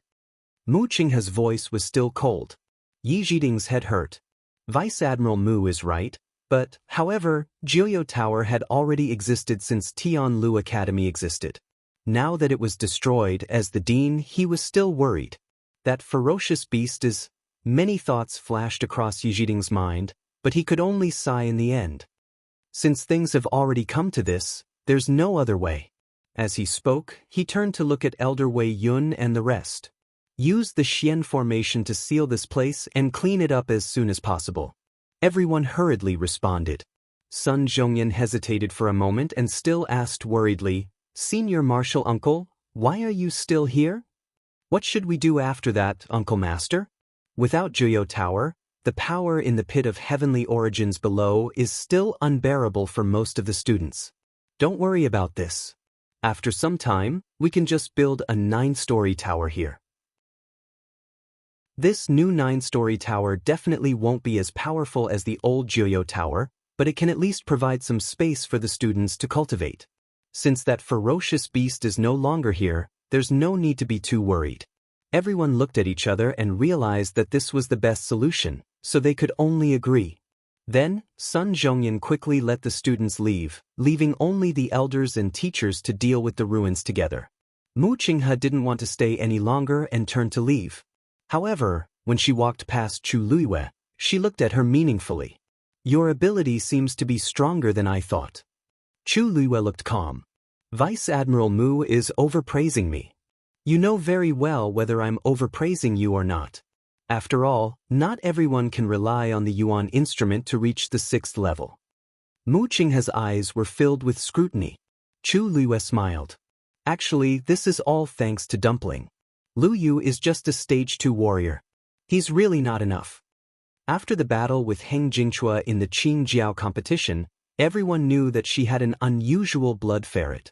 Mu Qinghe's gaze flashed past Dumpling, who was on Chu Luiyue's shoulder, and she suddenly said, I feel that your aura seems to be stronger than before. I seem to have seen the aura of your magical beast somewhere before. Translator, Endless Fantasy Translation Editor, Endless Fantasy Translation. Chapter 315. Chu Luiyue raised her eyebrows in surprise. Oh, where did Vice Admiral Mu see a magical beast similar to Dumpling? If they were fated to meet, Dumpling must have hit it off very well. Mu Qinghe stared at Chu Luiyue, as if he was considering whether she meant what she said. It's the magical beast of an old friend of mine. But it's not a blood ferret, but... He paused, and a cold smile suddenly appeared at the corner of his mouth. Forget it, it's already dead, there's no need to mention it. Chu Luiyue's heart twitched fiercely. She heard her own voice. That's a pity. It must be very cute if it's similar to Dumpling. But why did the magical beast die? Did it die in battle? Mu Qinghe's smile slowly disappeared, and his expression was as cold as ice. It's just that its master died, so it was buried along with him. But because the magical beast was very strong, it probably knew that it wouldn't be easy to die, so it chose to self-destruct. Every word was like a sharp knife, ruthlessly stabbing into Chu Luiyue's heart. Although she had already expected it, she still couldn't accept it when she heard it with her own ears. Oh, right, that old friend of mine is the one I said you were similar to. Mu Qinghe's face was expressionless, and his tone was very calm, as if he was talking about something very ordinary. Chu Luiyue forced her lips to move, but her limbs were cold, and it was almost impossible for her to move. Is that so? Cough, cough, cough, cough. Rong Xiu, who was next to her, suddenly coughed violently. Chu Luiyue quickly looked over. Your Highness Prince Li, are you okay? Rong Xiu finally stopped, and his lips were pale as he smiled. Nothing, just a little tired, Chu Luiyue immediately said. Then I'll send you back to the Prince Li's residence. A faint smile appeared on Rong Xiu's face. Thank you very much. Chu Ning was also a little worried. I will go with you. After saying that, they planned to leave together. Mu Qinghe was still standing there, looking at Chu Luiyue. Chu Luiyue took a step forward, then turned his head and asked, What's the matter? Vice Admiral Mu, is there anything else? Mu Qinghe paused and didn't say anything. She turned around and left. Chu Ning looked at his back view, walked to Chu Luiyue's side, and whispered, Did you offend Vice Admiral Mu before? Chu Luiyue curled her lips nonchalantly. Perhaps, but that was not important. After Emperor Zhuan and the others left, Rong Xiu and the rest quickly returned. Seeing that the matter was over, the people who had gathered together went back to their own places. Tianlu Academy became deserted again. Yi Zhiding looked at the ruins of Jiuyou Tower and rubbed his glabella with a headache. The imperial city has really become more and more chaotic recently, Elder Yi. A voice was suddenly heard. Yi Zhiding looked up and quickly furrowed his brows. Fu Yunshan?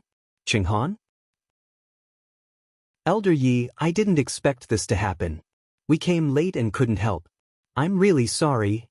Fu Yunshan explained regretfully. Cheng Han's gaze swept across the ruins, and he was very proud. He couldn't help but tease. Jiuyou Tower seemed to have existed since Tianlu Academy existed. Now that it's destroyed, Elder Yi must be very upset, right? However, There's nothing we can do about this. That ferocious beast is too powerful. It's fine as long as everyone is fine. Elder Yi, don't you think so? Yi Zhiding squinted his eyes and looked at the two of them before he laughed. That's right. This time, it's indeed because our academy isn't strong enough that things developed to this stage. That ferocious beast is indeed very strong. Even if you helped, it wouldn't have been of much use. After all, your abilities... This old man has always been very straightforward. You don't mind, right? Fu Yunshan's expression instantly became very awkward. He secretly gave Cheng Han a look. I already said that with Yi Zhiding's cultivation level, he would definitely be able to sense that we were nearby. We could have helped, but we didn't. Yi Zhiding must have a grudge against us. Cheng Han was a little embarrassed by the mockery, but on second thought, Tianlu Academy suffered a huge loss, after all. Just this point alone would make him happy for a long time. Thus, he didn't care about Yi Zhiding's words at all. Elder Yi, you've been in seclusion for a long time. I'm afraid you don't know a lot of things that have happened outside. Although our abilities can't be compared to yours, we're not as weak as you say. I was just joking. Why did you take it seriously, Cheng Han? It's just like when you lost to me back then and said that you would send your disciple to defeat my disciple in the future. Wasn't that just a joke? Cheng Han's face froze. Yi Zhiding asked in confusion, why? But isn't it true? I heard that the pill your disciple used to win the celestial physician competition was refined by my disciple. If you're really still upset about what happened back then, you wouldn't have agreed to let your disciple take first place, right? Cheng Han's expression changed, and it was very interesting. We haven't seen each other for so many years, but Yi Zhiding is still so merciless. His mouth is really disgusting. I suddenly remembered that our academy is going back tomorrow, and there are some things that we haven't had time to do yet. Since Tianlu Academy is in such a situation, we'll only cause trouble if we continue to stay here. We'll take our leave first. As Cheng Han spoke, he turned around and left. Fu Yunshan was also a little embarrassed. He forcefully added a few words and didn't plan to continue staying here. Cheng Han walked a few steps and suddenly felt that someone was missing from his side, Situ Xingqian. He looked around but didn't see Situ Xingqian's figure. Did you see Xingqian? He found a familiar student and asked. I think she left just now. Maybe she went back to the inn. Cheng Han thought about it and agreed. She must have felt terrible when she saw Rong Xiu and Chu Luiwei being betrothed. It's normal for her to go back. At this time, it's good for her to be alone. Cheng Han took a deep breath. Let's go. Digression. Tomorrow will still be updated in the afternoon and evening. Mobile users, please browse and read. A better reading experience comes from Love Network.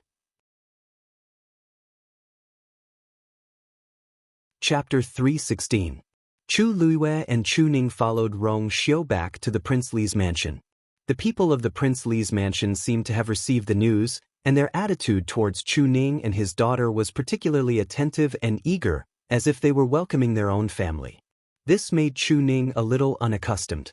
After sitting in the Prince Li's mansion for a while, Chu Ning wanted to let Rong Xiu have a good rest, so he left with Chu Luiwei.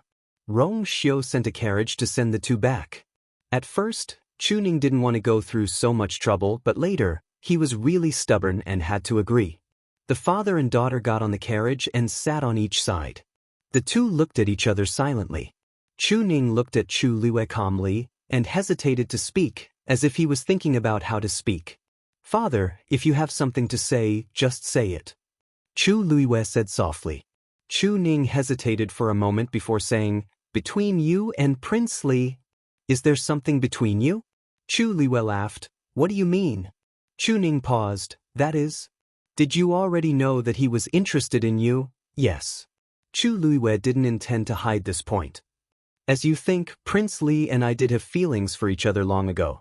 That's why today's marriage was granted.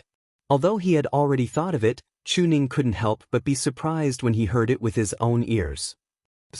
When did this happen? Could it be that, when he saved you, Prince Li saved me first, and we didn't know each other at that time? Chu Ning breathed a sigh of relief. In other words, the two gradually got to know each other after Prince Li returned.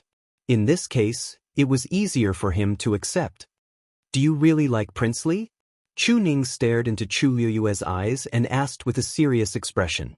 Chu Liyue nodded slightly. Chu Ning was stunned for a while before he murmured, "That's good. That's good." His expression was a little complicated, as if he was sad and happy at the same time. He understood Yu Er's character very well. If she was not really interested in Prince Li, then today's bestowment of marriage, she would absolutely not agree. Prince Li is a good person. At the very least, he was much stronger than Crown Prince Rongjin. In the past, Er didn't have good taste. She liked Rongjin for many years and suffered a lot of humiliation and grievances because of him. But things were different now. He could see that Li Wang valued Yu Er very much. It could even be said that he regarded her as a treasure. He could finally rest assured. It's just Li Wang's body. Yu Er, have you checked Li Wang's pulse? Do you have any way to help me recuperate? Prince Li had died of illness when he was still in his mother's womb. He had invited countless celestial physicians since he was young, but there had been no improvement. Otherwise, he wouldn't have been sent to Mingyue Tianshan to recuperate for so many years. Chu Liyue looked at Chu Ning's worried face and felt warm and amused at the same time. "Father, don't worry. I'll do my best. No matter what happens to Prince Li's health in the future, I will always take good care of him." Chu Ning sighed and nodded. "That's good." He had once hoped that Yu Er could marry an ordinary and healthy person and live a peaceful life. However, Yu Er had already displayed shocking talent. She definitely wouldn't be as simple and ordinary as an ordinary person in the future. If your mother was still around, she would definitely be very happy. Deep nostalgia flashed across Chu Ning's eyes. Chu Liyue's heart ached. For so many years, Chu Ning had to be both a father and a mother to bring up Chu Liyue painstakingly. No one could tell how sad he felt. She leaned forward and held Chu Ning's hand. The father-daughter duo sat in silence for a long time, but the atmosphere was warm and harmonious. The crisp sound of a slap resounded in the room. The Empress looked coldly at Rongjin, who was standing in front of her. "You're really crazy today." Rongjin lowered his head and didn't say a word. "I've long said that you shouldn't have any ideas about Chu Liyue. Are you treating all of it as passing wind? When I saw you lying on the bed earlier, I thought you were just talking nonsense because of your fever. I didn't expect you to run over today and openly snatch Chu Liyue from Rongxiu." The Empress's finger was almost poking Rongjin's head. "Your father was right about one thing today. You're really tired of being the crown prince." Rongjin wiped the blood from the corner of his mouth, and there seemed to be a fire burning in his heart. He finally couldn't help but retort. "She's mine. Why did I? You've already broken off the engagement with her." The Empress suddenly raised her voice, and her gaze was as sharp as a knife as it ruthlessly scraped across Rongjin's body. "Don't forget that you were the one who brought it up. What did you say back then? You said that you had to break off the engagement with Chu Liyue and sever ties with her no matter what price I had to pay. Great, it's only been a few months, but you're acting like you're possessed. What do you want others to think of you, the crown prince? Do you know how much effort I spent back then to push you to the position of crown prince?" The Empress's voice was already a little hysterical. Rongjin looked up and saw that her face was contorted, and her eyes were filled with deep resentment. He was shocked and then realized that the Empress's emotions were exceptionally agitated today. He took a deep breath in and lowered his voice, still feeling indignant. "But why does it have to be Rongxiu? How can that good-for-nothing compare to me? Look at him, he won't be able to stand if he takes 2 more steps." Once he thought that Chu Liyue was actually betrothed to such a person, he was filled with disgust. The Empress's face darkened, and she suddenly sneered. "But why do you think? Rongxiu personally begged your father, so how can your father not agree? You're better than him in every aspect, but who asked him to have a vixen mother? She's been dead for so many years, but she's still haunting me. She couldn't win against that woman back then, and now her son can't win against that woman's son. Doesn't she hate her?" Rongjin then understood that the Empress was like this because she remembered the people and things back then. The Empress seemed to have noticed that she had lost her composure. She took a deep breath in and forced herself to calm down. Anyway, it wasn't easy for you to keep your position today. Your father can tolerate you once or twice, but there definitely won't be a third time. Rong Jin pressed his lips against each other. I know my mistake. What's the use of knowing your mistake? You have to think of a way to make up for it. Rong Jin's eyes lit up. Mother, do you have a way? The Empress stared at him with a deadly gaze. Of course, I have a way. However, you have to swear that you'll never mention Chu Luiwei again from now on. You'll completely give up on this thought. Rong Jin was stunned. But mother, she's the only one I like. The Empress looked at him warningly. Rong Jin subconsciously swallowed his remaining words.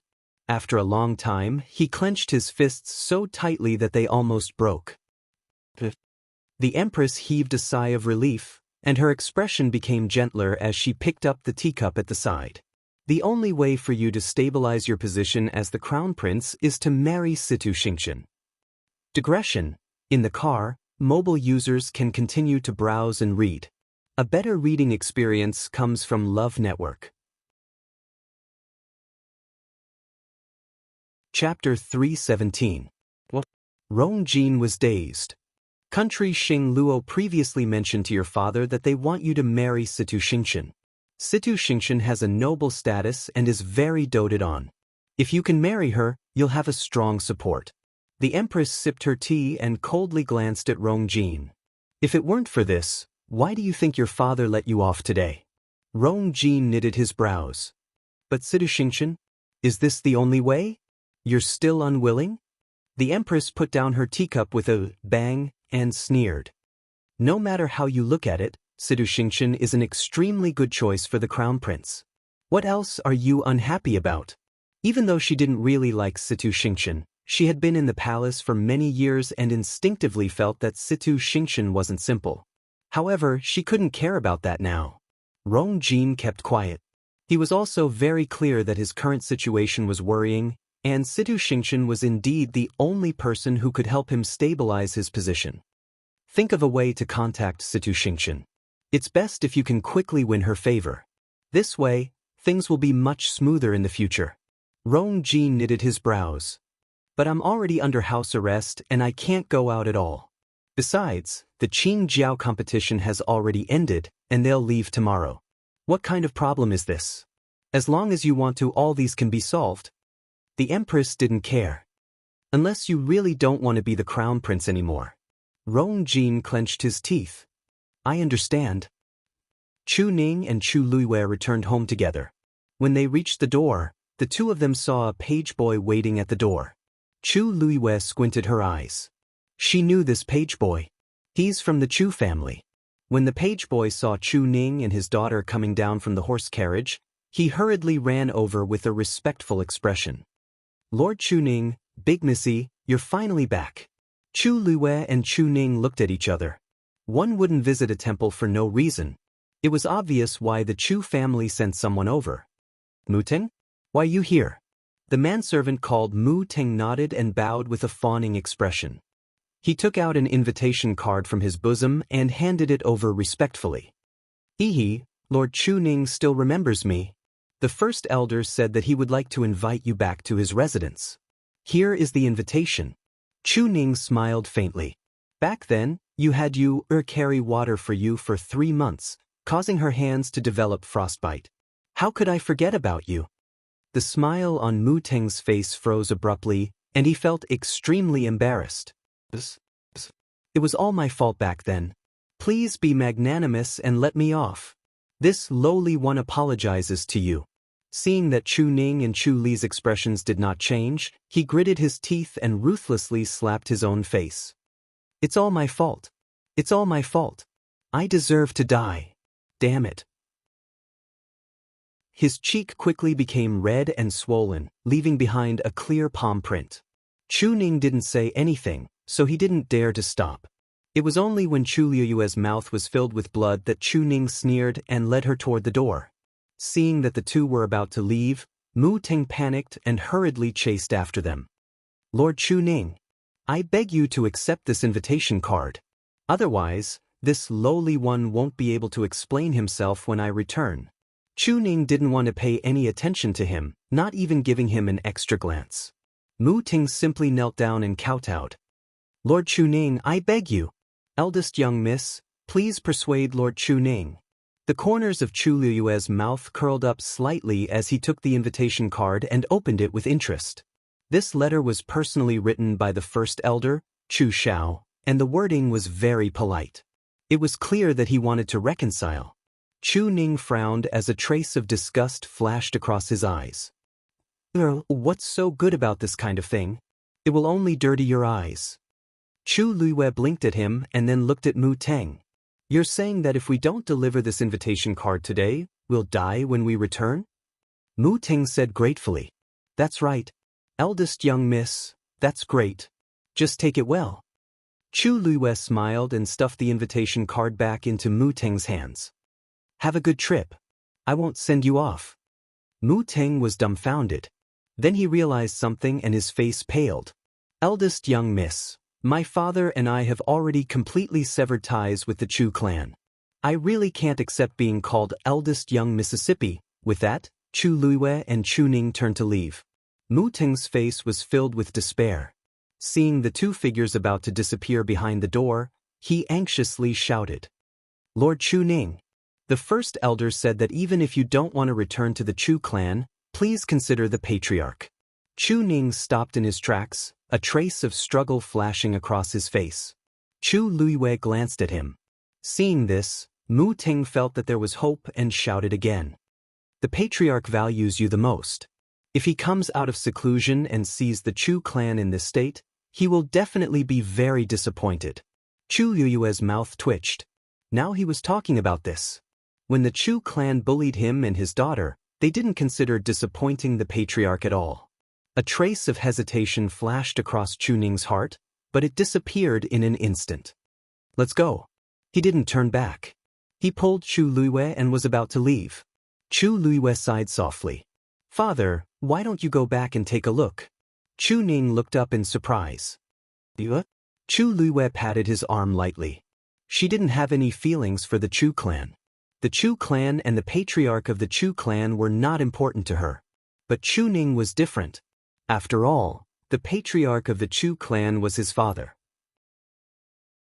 It was impossible to say that there were no ties between them.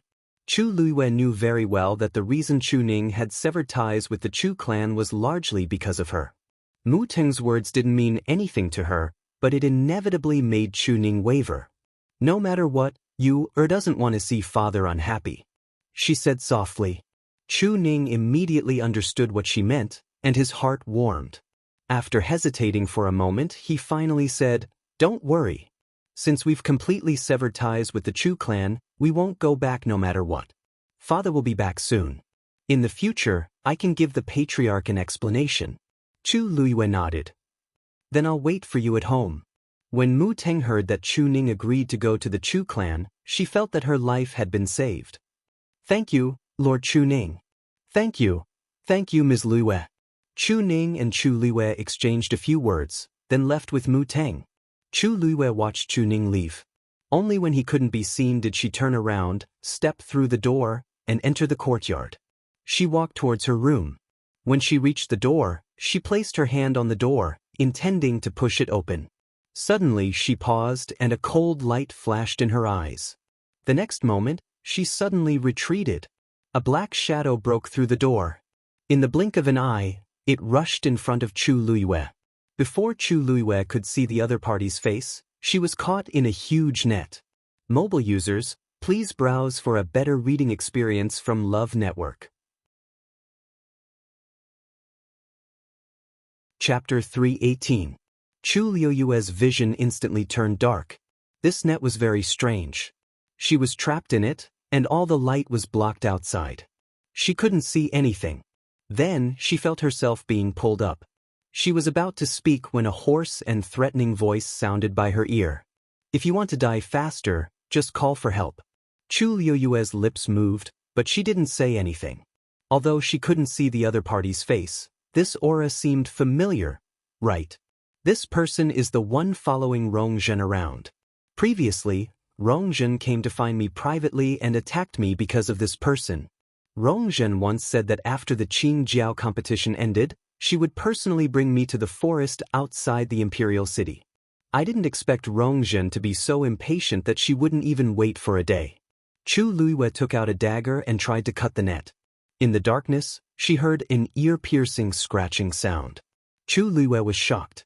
There's actually an extremely strong barrier in this net. Don't waste your effort.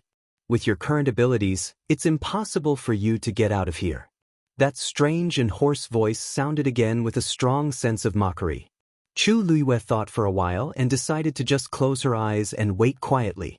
Rongzhen wanted to find trouble with me, and it's just nice. I also want to end this matter once and for all.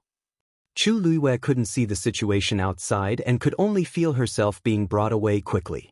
She silently traced their route in her heart and realized that they were indeed heading out of the imperial city. She didn't know what method this person used, but the entire journey was very smooth and didn't attract anyone's attention. When they left the city gates, Chu Luiyue could even hear the guards' interrogations. But still, no one noticed that something was wrong. She was brought out of the city just like that. After leaving the imperial city, that person obviously relaxed a little and sped up again. Suddenly, she felt a weight on her shoulder. It was Tuanzi who suddenly came out. It rubbed against Chu Luiyue's neck and seemed a little restless. Chu Luiyue held it in his arms and gently comforted it. She was sure that Dumpling could bite through the net, but she had no intention of doing so at the moment. Dumpling seemed to be aware of her thoughts and immediately nestled in her arms obediently. After about an hour, that person finally stopped. Chu Luiyue immediately patted Dumpling's butt and told it to go back. Then he held his breath and waited. The net was suddenly ripped open. A dazzling light instantly shone down. Chu Luiyue subconsciously squinted his eyes to adapt to the change in light. Chu Luiyue. A high and mighty voice came from behind. Chu Luiyue looked back. It was Rongzhen. Are you familiar with this place? Rongzhen crossed her arms and asked coldly. Chu Luiyue looked around. It was lush and verdant in all directions. This was indeed the forest outside the imperial capital. She pondered for a moment as if she was recalling before nodding gently. It's a little familiar.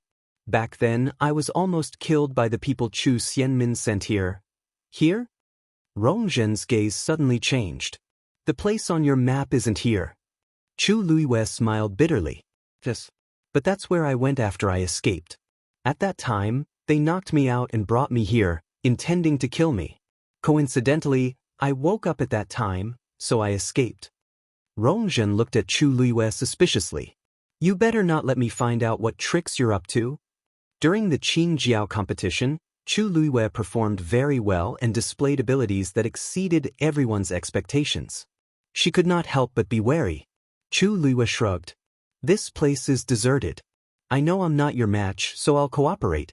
As long as you let me go in the end, everything else is negotiable. Rongzhen sneered. You know what's good for you. Chu Luiyue did not say anything and looked down slightly. Bring me there now. Rongzhen gave Elder Meng, who was standing behind Chu Luiyue, a look. Elder Meng, you must watch her closely. Fourth Princess, don't worry. As this hoarse voice rang in her ears, Chu Luiyue suddenly felt a cold wind coming from behind her. Her eyes flickered, and she immediately became alert.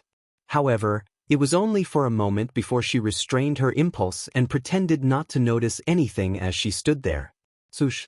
A rope as thick as a thumb was tightly wrapped around her neck. Elder Meng was holding the other end of the rope in his hands. A fierce look flashed across Chu Luiyue's eyes. She had never been humiliated like this before. Behave yourself, Rongzhen shouted. Otherwise, this rope can take your life anytime. Chu Luiyue suppressed the anger in her heart and nodded lightly. I know. Lead the way in front. Chu Luiyue took a deep breath and took a step forward. The moment she moved, the rope around her neck moved as well. Elder Meng and Rongzhen followed behind. Chu Luiyue finally managed to persuade Dumpling not to come out and continued walking forward step by step. Rongzhen couldn't help but chuckle at this scene. If the people in the imperial city see this scene, their jaws will definitely drop. The famous Chu Luiwei actually has such a servile appearance. Ha! Rong Zhen was delighted. So what if he came in first in the Qingjiao competition? So what if he has a Daijin Yuan meridian? Isn't he like a dog in front of me? I heard that the Crown Prince and Prince Li even fought in front of father to snatch you. Ha! If they see you like this, they will regret it so much. Chu Luiwei, you are really capable. You didn't say or do anything, but you almost made father remove the Crown Prince. Chu Luiwei didn't have much of an expression. I've already cut all ties with the Crown Prince. I didn't expect today's incident either. If fourth princess is still angry because of this, angry? Why would I be angry? Can the Crown Prince blame others for his incompetence? Rong Zhen said sarcastically. Chu Luiwei paused.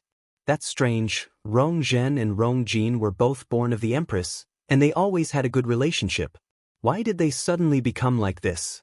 From her tone, it seems like she can't wait for Rong Jin to be removed. When my pearl of essence recovers, one day, I'll let mother know that Rong Jin is a hopeless case. I am much more outstanding than him. Upon hearing her words, Chu Luiwei could basically confirm that Rong Zhen and Rong Jin did have a conflict. However, she didn't know why. Just as she was thinking about this, she suddenly felt the rope around her neck being pulled tight. She held her breath and she almost fell. She hurriedly turned around and saw Rong Zhen laughing heartily. Ha! How interesting. Elder Meng, why didn't I think of such a way to do this in the past? Chu Luiwei, why don't you bark twice like a dog, and I'll let bygones be bygones? Mobile users, please browse for a better reading experience from Love Network. Chapter 319. Chu Luiwei stared at Rong Zhen quietly. Fourth princess, this joke isn't funny at all. Rong Zhen's laughter stopped abruptly, and she looked at Chu Luiwei. She saw a pair of clear, black jade-like eyes staring at her. That pair of eyes was calm and unperturbed, but it inexplicably made one feel fearful. A chill seemed to emerge from the bottom of her heart, causing her to shudder. Realizing that she was actually afraid of Chu Luiwei, Rong Zhen was enraged, and she jerked the rope violently. What are you looking at? If you keep looking, I'll dig out your eyeballs. This time, Chu Luiwei pulled the rope first and didn't let her do as she pleased. Rong Zhen tugged a few times and realized that it didn't budge. She felt even more embarrassed and flew into a rage. Elder Meng, teach her a lesson. Fourth princess. Chu Luiwei suddenly spoke, and his lips curved up without any trace of a smile. Did you spend so much effort to bring me out just to teach me a lesson? Rong Zhen was taken aback. I know that it's easy for you to kill me here. Perhaps no one will ever find out that it was you, fourth princess, who did it. Are you sure this is what you want? If I die, your pearl of essence will never recover. How dare you threaten me? Rong Zhen's face was a little sinister. She had already suffered enough over the past few days, and now, even Chu Luiwei dared to speak to her like this. She quickly took 2 steps forward, rushed to Chu Luiwei, and raised her hand to slap her face. It doesn't matter if I die. I'll kill you, Chu Luiwei said slowly. But my father and Prince Li definitely won't let this go. Rong Zhen seemed to have heard a joke. Just based on your useless father and that sickly person? Of course, it's not just them. Chu Luiwei stared into Rong Zhen's eyes and smiled slightly. There's also Vice Admiral Mu. Rong Zhen froze and her hand, which was in midair, couldn't fall. Vice Admiral Mu has only chosen me to accompany him to the Tianling dynasty. If something happens to me, what do you think Vice Admiral Mu will do? Rong Zhen gritted her teeth. She had almost forgotten about this. Elder Meng tried to persuade him. Fourth princess, we can't afford to offend Vice Admiral Mu. Of course I know. Rong Zhen was furious. It would have been better if she hadn't mentioned this. Now that she mentioned it, she felt even more disgusted with Chu Luiwei. What right did Chu Luiwei have to be chosen? She had only said a few words and was humiliated in public. However, she couldn't do anything to Chu Luiwei. Even though Rong Zhen was spoiled and willful, she wasn't brainless. Although he was about to go crazy from anger, after thinking about it carefully, what Chu Luiwei said was not unreasonable. Right now, it was more important to restore his pill of origin. As for the rest, it would be the same in the future. Thinking of this, Rongjun suppressed the anger in her heart and sternly shouted, "I'll let you off this time. Hurry up and leave." Chu Liyue glanced at her, turned around, and continued walking forward. Her words seemed to make Rongjun sober up a little. On the rest of the journey, Rongjun didn't cause trouble most of the time. The few of them walked forward calmly. After walking for more than an hour, Rongjun's legs were sore from all the walking. She impatiently asked, "What's wrong? How far is it?" "Chu Liyue, are you trying to fool me?" Chu Liyue finally stopped. "It's just in front." Rongjun immediately looked forward. In the lush forest not far away, there was a lake with white fog rising from it. The surroundings were quiet, and the sun shone down. The fog on the lake's surface made it look like a fairyland. She couldn't help but take a few steps forward and shockingly realized that the white fog floating above the lake was actually thick force. "This is..." She widened her eyes and looked at the scene in front of her in disbelief. There's actually such a place outside of the imperial city? As the fourth princess, she was doted on. Not to mention the imperial city, she had even been to half of the good places in country Yaochen. But she had never heard of this place before. The force here is very thick and very gentle. It's indeed a good place to cultivate. Even Elder Meng couldn't help but praise it. Chu Liyue coughed. "I ran here with much difficulty back then and coincidentally met that mysterious man. This should be his territory, but I didn't know if he would appear today." Rongjun looked at the lake in amazement. She took a deep breath and felt as if her organs were flowing smoothly. "This is really a good place to cultivate. You're honest." She threw the other end of the rope to Old Meng and rushed to the lakeside in excitement. Up close, the lake was even clearer and more beautiful. She looked around and realized that there was no one else here other than the few of them. "Is that mysterious man not here today? Elder Meng, is there anyone nearby?" Elder Meng shook his head. "No. He didn't sense anyone's aura." "That's strange. Why is there no one watching over this place?" Rongjun walked a few steps around the lake with a confused look. "It would be great if this lake belonged to me. Cultivating here would definitely be twice the result with half the effort. It's a pity that my pearl of essence is broken now, so I can't cultivate here. If that's the case, it will only be harmful." Thinking of this, Rongjun's heart itched. "Chu Liyue, since that mysterious man was willing to help you, do you have a way to contact him?" Chu Liyue shook his head. "How can such a person be controlled by me? Even I don't know what he looks like." Rongjun didn't expect Chu Liyue to know, so she was disappointed when she heard this. Such a strong presence indeed wouldn't be restricted to one place. However, they had already come all the way here. If they returned empty-handed, wouldn't that be too shameful? Suddenly, her eyes lit up. "Oh right. Previously, you said that you met that person when you were in danger. If you encounter a similar situation now, will he appear again?" Chu Liyue knitted his brows. "Fourth princess, what do you mean?" "I don't mean anything." Rongjun slowly walked to Chu Liyue and sized her up with ill intentions. "I just want to give it a try. Don't worry, I won't really want you to die. Fourth princess, you think too highly of me." Chu Liyue said lightly. Rongjun sneered. "You're no longer the same as before. Even Vice Admiral Mu favors you. How can I say that I think highly of you? You just have to." Just as her hand was about to strangle Chu Liyue's neck, a strange sound came from the lake.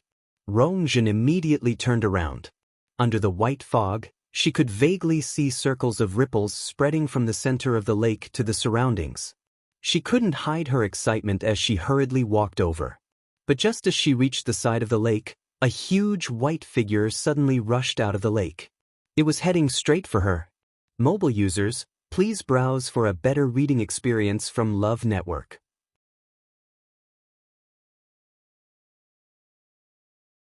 Chapter 320. "Elder Meng, save me!" Rongjun exclaimed as she sensed the incoming danger and immediately called for help. Elder Meng already knew that something was amiss when the white figure broke out of the water and immediately rushed forward. But even though he was fast, the other party was even faster. Swoosh! The sound of something being cut was heard. The next moment, Rong Zhen's body flew backward. She fell harshly to the ground. The front of her shirt was quickly dyed red with blood. Fourth princess. Elder Meng was shocked. He looked up. However, what appeared in front of them was actually a muscular white lion. It quickly rushed out of the water and flew in the air, exuding a strong suppressive aura. This was clearly a high-level fiend. Elder Meng's heart was in his mouth. Even if he was a stage 5 warrior, it wouldn't be easy for him to deal with this fiend. He wanted to go forward and save Rong Zhen, but the scary white lion didn't budge an inch. It was impossible to break through it head-on. Rong Zhen, who was lying on the ground, kept wailing. She didn't even see what the other party looked like before she was beaten to the ground. Her organs were all squeezed into a ball, and a few of her ribs seemed to be broken. She couldn't even move. After her pearl of essence was broken, she lost all her strength and couldn't even defeat a normal adult man. She was no different from a good-for-nothing. How could she withstand such a fierce attack? Elder Meng. Elder Meng. Rong Zhen's face was pale as she kept spitting out blood. She struggled to get up. But the moment she moved, it hurt like hell. Besides, she couldn't exert any strength in many parts of her body. The white lion roared at the sky. Rong Zhen trembled in fear. Elder Meng suddenly realized something and turned to look at Chu Luiyue. "It's you." Swoosh. Chu Luiyue had an extremely sharp dagger in his hand, and he slashed at the rope harshly. Elder Meng laughed mockingly. "This rope is made of gold silk and white iron. You're too naive if you want to cut it with a mere dagger." Before he could finish speaking, Chu Luiyue raised the dagger and cut the rope. The cut was neat and tidy. It looked extremely easy. Chu Luiyue's lips curled up slightly. "It seems that this thing of yours isn't that great." Elder Meng's anger burned as he gathered origin power in his palm. Then he swung it out. Boom! A ball of extremely pure origin power rushed towards Chu Luiyue. Chu Luiyue tapped the ground with the tip of his foot and jumped away as light as a swallow. At the same time he shouted, "Dumpling!" A small red figure suddenly flashed by. Then he went straight for that ball of origin power. It rushed in, and its figure was instantly engulfed by the light of the origin power. Elder Meng sneered. "You overestimate yourself." He had long heard that Chu Luiyue had a strange blood ferret that directly swallowed Heng Jingqua's force. But he was different from Heng Jingqua. He was a rank 5 warrior and was much stronger than Heng Jingqua. Chu Luiyue was delusional to think that he could use the same trick he used on Heng Jingqua to deal with him. It was simply wishful thinking. But at this moment, a hole suddenly appeared in that ball of dazzling origin power. A furry tail poked out. Elder Meng suddenly froze. In the next moment, he saw that the ball of origin power suddenly collapsed from the middle. That blood ferret opened its mouth and sucked hard. The origin power turned into a stream of light and entered its body. Elder Meng was completely stunned. "Elder Meng, save me!" Rong Zhen's shrill scream brought Elder Meng back to his senses. He turned back and saw that the white lion had already raised its claws and slammed down again. Boom! A strong gust of wind suddenly blew. Rong Zhen's body flew up again and fell to the ground in an even more tragic manner. This time, there were more bloodstains on her body, making her look even more ashen. Fourth princess. Elder Meng was extremely anxious as he hurriedly rushed over. But this time, he still couldn't get close. That white lion was extremely strong, and it was extremely easy for it to stop him. Seeing that Rong Zhen was tortured beyond recognition, Elder Meng angrily glared at the white lion but was shocked to see that Chu Luiyue was already standing beside the white lion. More importantly, that white lion seemed to be very docile in front of her. Her hand was placed on the white lion's head, gently caressing it. "Shue shue, well done." Chu Luiyue praised it sincerely. Ever since Rong Zhen secretly found her, she had already started planning this counterattack. Since Rong Zhen said that she would bring her here, she would definitely do it. It was just a matter of time. She had already told Shue Shue to wait here and planned to come after the Qing Jiao competition ended. Even if Rong Zhen didn't find her, she would have gone to find her. So, even though today's incident was very sudden, It was all within her control. The murderous look in Xue's eyes instantly disappeared, and it became extremely obedient as it rubbed against Chu Liyue's palm coquettishly. "Is this your fiend?"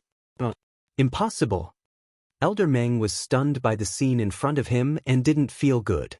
When exactly did Chu Liyue have such a strong presence? Also, this fiend seems to be very obedient to her. Even if it's not her fiend, there doesn't seem to be any difference. Xue looked up at Chu Liyue and wanted to ask for another round of praise, but its gaze suddenly froze, and it stared deadly at Chu Liyue's neck. Upon seeing its expression, Chu Liyue then touched her neck in hindsight. The marks left by the rope were very clear. She curved her eyes. "It's okay. It's just a flesh wound." But Xue's eyes seemed to be burning with fire. To a fiend, having a rope around their neck was a very humiliating thing. It was even more so for humans. How dare they treat me like this? Xue roared angrily. Rongjin heard this sound and was so frightened that her entire body trembled. She forced her eyes open and looked at Xue. For some reason, she felt that this scene was very familiar.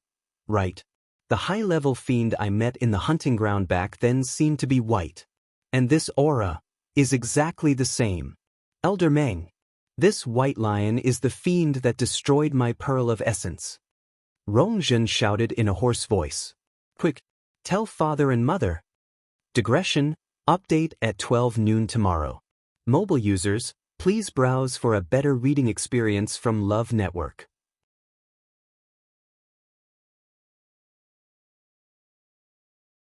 Chapter 321. Elder Meng was shocked. When Rongjin went to the hunting ground to hunt that high-level fiend, he didn't follow her. In addition, when Rongjin fell off the cliff, she didn't see the other party's face clearly, so no one knew what the high-level fiend that hurt her looked like. They originally thought that the matter would be left unsettled, but they didn't expect to encounter it again today. Also, this fiend clearly has a close relationship with Chu Liyue. Elder Meng made a prompt decision and took out a thumb-sized silver cylinder. That was the special SOS tube used by Country Yao Chen's royal family. As long as force was injected, it would explode immediately. Chu Liyue narrowed her eyes. She had heard of this before. It was also called a silver fly. Every member of Country Yao Chen's royal family had one, and they wouldn't use it unless it was a critical moment. This also meant that once this thing was activated, it meant that one's life was in danger. The royal family's people could quickly rush over based on the signal sent out by this thing. More importantly, after this silver fly exploded, everyone within a 1-kilometer radius would be stained with a special smell. Those people could use this smell to continue their pursuit. If that was the case, it would unintentionally cause a lot of trouble. Chu Liyue raised her hand and swiftly threw the dagger out. The dagger was extremely fast and hit Elder Meng's wrist in an instant. The silver fly fell to the ground. Elder Meng panicked and immediately went forward to snatch the silver fly back. Xue raised its claws and waved it harshly. A few sharp rays of light flew out instantly. Elder Meng was shocked and immediately dodged. A red shadow flashed past. The next moment, Dumpling held the silver fly in its mouth and appeared in front of Chu Liyue. Chu Liyue took the silver fly and lightly patted Dumpling's head. "You're smart." Dumpling proudly wagged its tail and then shook its butt at Rongjin and Elder Meng with a look of disdain. Elder Meng's heart sank. A powerful high-level fiend, a cunning Chu Liyue, and a mysterious blood ferret, he and Rongjin weren't their opponents at all. Rongjin finally realized the danger at this point. Her face turned even paler, and blood kept seeping out of the corner of her mouth. She forced herself to raise her head and look at Chu Liyue. His arrogant and presumptuous face was now filled with deep fear. However, there was still a trace of resentment in the depths of his eyes. "It's you. It's you. This magical beast was sent by you," she accused in a trembling voice. "It's you. You've long harbored a grudge against me and wanted to kill me to silence me, haven't you?" Chu Liyue raised his eyebrows.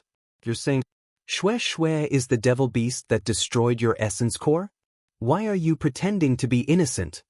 Rongjin was already on the verge of breaking down.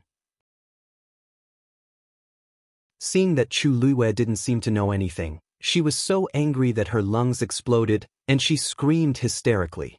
Back then, you purposely sold the hunting ground and then secretly spread the news that there were high-level magical beasts there to lure me over. Then, you sent this magical beast to sneak an attack on me, causing me to fall off the cliff. My essence core was destroyed, and I was completely crippled. Everything you did was because I humiliated you at the palace banquet back then. You evil woman! The truth is right here. Do you still want to deny it? Chu Luiwei pondered over Rongzhen's words, and his eyes darkened. Then he looked at Xue Xue, who was beside him in deep thought. Xue Xue lowered its head guiltily and stared at its claws. Chu Luiwei asked lightly, Xue Xue, why are you here? Xue Xue, did you really push her off the cliff back then?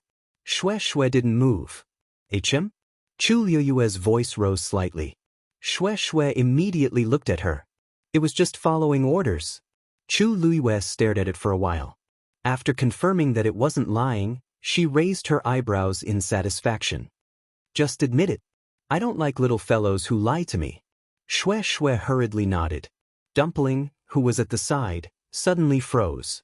She secretly glanced at Chu Luiwei to confirm that she wasn't talking about her. Then, she shifted her gaze away. Chu Luiwei's lips suddenly curled up into a smile. Well done. Xue Xue instantly heaved a sigh of relief. A huge smile appeared on its face, and its white teeth were exposed. Rongzhen was about to die from anger. She really didn't know what Chu Luiwei was doing now. She was clearly the mastermind behind all of this, yet she was still acting here. Chu Luiwei looked at Rongzhen. She crossed her arms with one hand and played with the dagger that had already flown back with the other. She lazily said, Rongzhen, whether you believe it or not, I didn't destroy your pearl of essence. However, I can't be bothered to explain so much to you now. Anyway, in your eyes, I'm already an evil woman. Whatever I do, even if it's killing you, is perfectly normal, right? Rongzhen shuddered in fear. Chu Luiwei, I'm the 4th princess of country Yao Chen. You dare to kill me? Why wouldn't I dare? Chu Luiwei interrupted her and surveyed the surroundings. This place is deserted. It's the best place to kill someone. Besides, you guys secretly brought me out. Other than you guys, no one else knows that I'm with you now. Even if they investigate in the future, they won't be able to trace it back to me. Rongzhen's lips trembled violently, but she couldn't say anything. This was because she knew very well that Chu Luiwei wasn't wrong at all. She looked at Chu Luiwei. That woman was standing there, her posture relaxed and languid, her face full of smiles. However, the cold glint in her eyes was even colder than the glint of the dagger she was playing with. Endless fear surged in Rongzhen's heart. At this moment, she finally realized that she was a fish on someone's chopping block. Chu Luiwei could really kill her here. Besides, she could definitely do it. Chu Luiwei, please don't kill me. I was blind in the past and offended you. Please don't hold it against me, okay? I can apologize to you. If you want, you can also use a rope to strangle me. I'll bark like a dog for you, okay? Please. Rongzhen was scared out of her wits. In order to survive, she was willing to give up everything. Chu Luiwei looked at her with interest. He originally thought that Rongzhen was a spoiled, arrogant, and domineering princess, but now it seemed that she was more flexible than he imagined. However, that was all there was to it. Chu Luiwei smiled. Rongzhen, you don't have to waste your breath. At this moment, if you were me, would you spare my life? Rongzhen's voice stopped abruptly. Of course not. There was such a huge conflict between her and Chu Luiwei. If she had the chance to kill Chu Luiwei, she definitely wouldn't hesitate. Chu Luiwei would definitely do the same. Thinking of this, despair gradually filled her eyes. Chu Luiwei raised his chin. Don't worry. Today is a good day for me, so I'll give you a quick death. As she spoke, she pointed the dagger in her hand at Rongzhen's glabella. Wait, I can tell you a secret about Rongzhen. Digression. The remaining chapters might be slower to update, so let's read them together tonight. Mobile users, please browse and read them. A better reading experience comes from Love Network.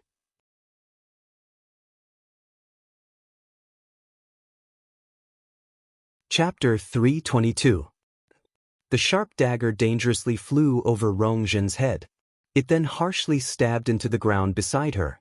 A strand of hair floated down in front of her eyes. Rongzhen's heart seemed to be tightly clenched by something. If I had been any later, I would have really died here today. Chu Luiyue looked at Rongzhen's pale and shaken face for a while before slowly asking, I have nothing to do with Rongzhen anymore. I have nothing to do with Rongjin anymore, and any secrets related to him have nothing to do with me. What makes you think that you can use this secret to exchange for your life? Yes. I definitely can. I promise that you'll definitely be interested in this matter. Rongzhen was afraid that Chu Luiyue would regret it, so she spoke very quickly. Chu Luiyue raised his brows with interest. Rongzhen's eyes were filled with panic, but she still spoke to Chu Luiyue confidently. Really? If you really don't care after I say it, it won't be too late to kill me then. In any case, my life and death is in your hands right now, isn't it? Chu Luiyue lifted his chin. Tell me about it. Rongzhen took a deep breath in and forcefully swallowed the sticky blood that surged up her throat. The smell made her want to vomit, but at this point, she definitely didn't dare to do anything she shouldn't do in front of Chu Luiyue. Do you know that father and country Xing Luo want Situ Xingqian to marry Rongjin? Hearing Situ Xingqian's name, a dim light flashed across Chu Luiyue's eyes. There weren't any rumors about this before. How did you know? Seeing that Chu Luiyue seemed to be interested in this matter, Rongzhen secretly heaved a sigh of relief in her heart and continued speaking. Because I inadvertently heard about this matter from Imperial Mother. However, she and Rongjin don't know that I know about this. Chu Luiyue nodded in understanding. In that case, it wasn't impossible. After all, Rongzhen was the Empress's biological daughter, and she had always been close to Rongjin. Thus, it wasn't strange for her to hear this. A fair lady is a gentleman's mate. It's Rongjin's blessing to be able to marry Situ Xingqian. Chu Luiyue said faintly. She said this with sincerity. Even though Situ Xingqian didn't give her a good impression, Situ Xingqian was indeed very outstanding in other aspects. Whether it was appearance or talent, she was one in a million. Even her status was more honorable and stable than Rongjin's. Even though Rongjin was the crown prince the moment he was born, his position was already on the brink of collapse after the recent series of setbacks. Emperor Jiaowen's patience with him is about to run out. The other princes are also very outstanding and can replace him at any time. For example, the third prince, Rongjio. That person had always been Rongjin's formidable opponent even though he had been living in seclusion and had been very quiet. However, Chu Luiyue did not think that a man who had fought on the battlefield in his teens and made outstanding achievements in battle would admit defeat so easily. He was just waiting for the right time. Previously, Rongjin was suddenly placed under house arrest and stripped of many of his rights. It seemed to have something to do with the third prince. On the other hand, Situ Xingqian was the eldest princess and did not need to fight for the throne. However, she had extremely high prestige and status in country Xing Luo, and even those princes couldn't compare to her. The marriage between the two of them was beneficial to Rongjin. Rongjin didn't ask to marry Situ Xingqian. This marriage was initiated by country Xing Luo. Rongzhen emphasized every word. This really shocked Chu Luiyue. Why? This is the secret I want to tell you. Rongzhen looked at Chu Luiyue nervously. Do you want to hear this secret now? If you want to know, then you have to swear that you won't kill me. You also won't use other means to torture me. Chu Luiyue's lips curved up slightly. Are you negotiating with me? Do you have the right? Rongzhen choked and then gritted her teeth. She gritted her teeth and said, I know I don't. But if you don't agree, then you don't have to do anything. I'll end it myself. Chu Luiyue looked at her nonchalantly. The dagger is beside you. Rongzhen didn't seem to expect Chu Luiyue to give such a straightforward answer, and she couldn't help but be dazed. Why, you don't want to know the reason behind this? There's a huge secret behind this. Chu Luiyue nodded honestly. Of course, I want to know. I hate it when others bargain with me, especially someone like you. As she spoke, she glanced at the sky. If you really want to take action, you better hurry. It's almost evening now. I still have to go back and have dinner with my father. Rong Zhen's blood was stuck in her throat, and her face flushed red. She angrily pulled out the dagger and pressed it against her neck. Chu Luiwei, I'm telling you, if you don't listen to this secret, you'll definitely regret it. Chu Luiwei acted as if he didn't hear anything. Right? Even though the dagger is sharp, if you cut it in the wrong spot, it'll take a long time for you to bleed to death. The spot you put it in now is a little low. Go up a little. Rong Zhen was so angry that her vision turned black. She was originally injured, and there wasn't a single part of her body that didn't hurt. Now that she heard Chu Luiwei's words, she was about to break down completely. She clenched her teeth, and her hands trembled. The scene of her confronting her mother a few days ago suddenly surfaced in her mind. Those ear-piercing words were like a sharp knife that harshly pierced her heart. Despair flashed across Rong Zhen's eyes. In the past, she was very talented and was doted on. However, she became a good-for-nothing overnight, and she lost everything. But just because she couldn't do anything for Rong Jin, she became a good-for-nothing in her mother's eyes. She became a thorn in her mother's side. Even if she were to die here today, no one would care. Thinking of this, she slowly closed her eyes as a tear rolled down her cheek. Then she waved her wrist. Just as the dagger was about to cut her artery, a stone suddenly flew out of Chu Luiwei's hand and hit Rong Zhen's wrist. Her hand suddenly turned numb, and the dagger deviated from its original direction and fell to the ground. There was a cut on Rong Zhen's neck, but luckily, it was very shallow and wouldn't harm her life. She looked at Chu Luiwei dejectedly and hopelessly. What exactly do you want to do? Chu Luiwei looked at her with interest. One had to admit that even though Rong Zhen did many evil things and was arrogant and despotic, she was much more courageous than Rong Jin. If Rong Jin was the one facing such a situation, he wouldn't even have the courage to hold a dagger. From this aspect, Rong Zhen was still more outstanding than Rong Jin. You can tell me the secret now. Rong Zhen was dazed, and her eyes were filled with suspicion. Really? Why, you're sure you won't kill me? Chu Luiwei nodded. Of course. Mobile users, please browse and read. A better reading experience comes from Love Network.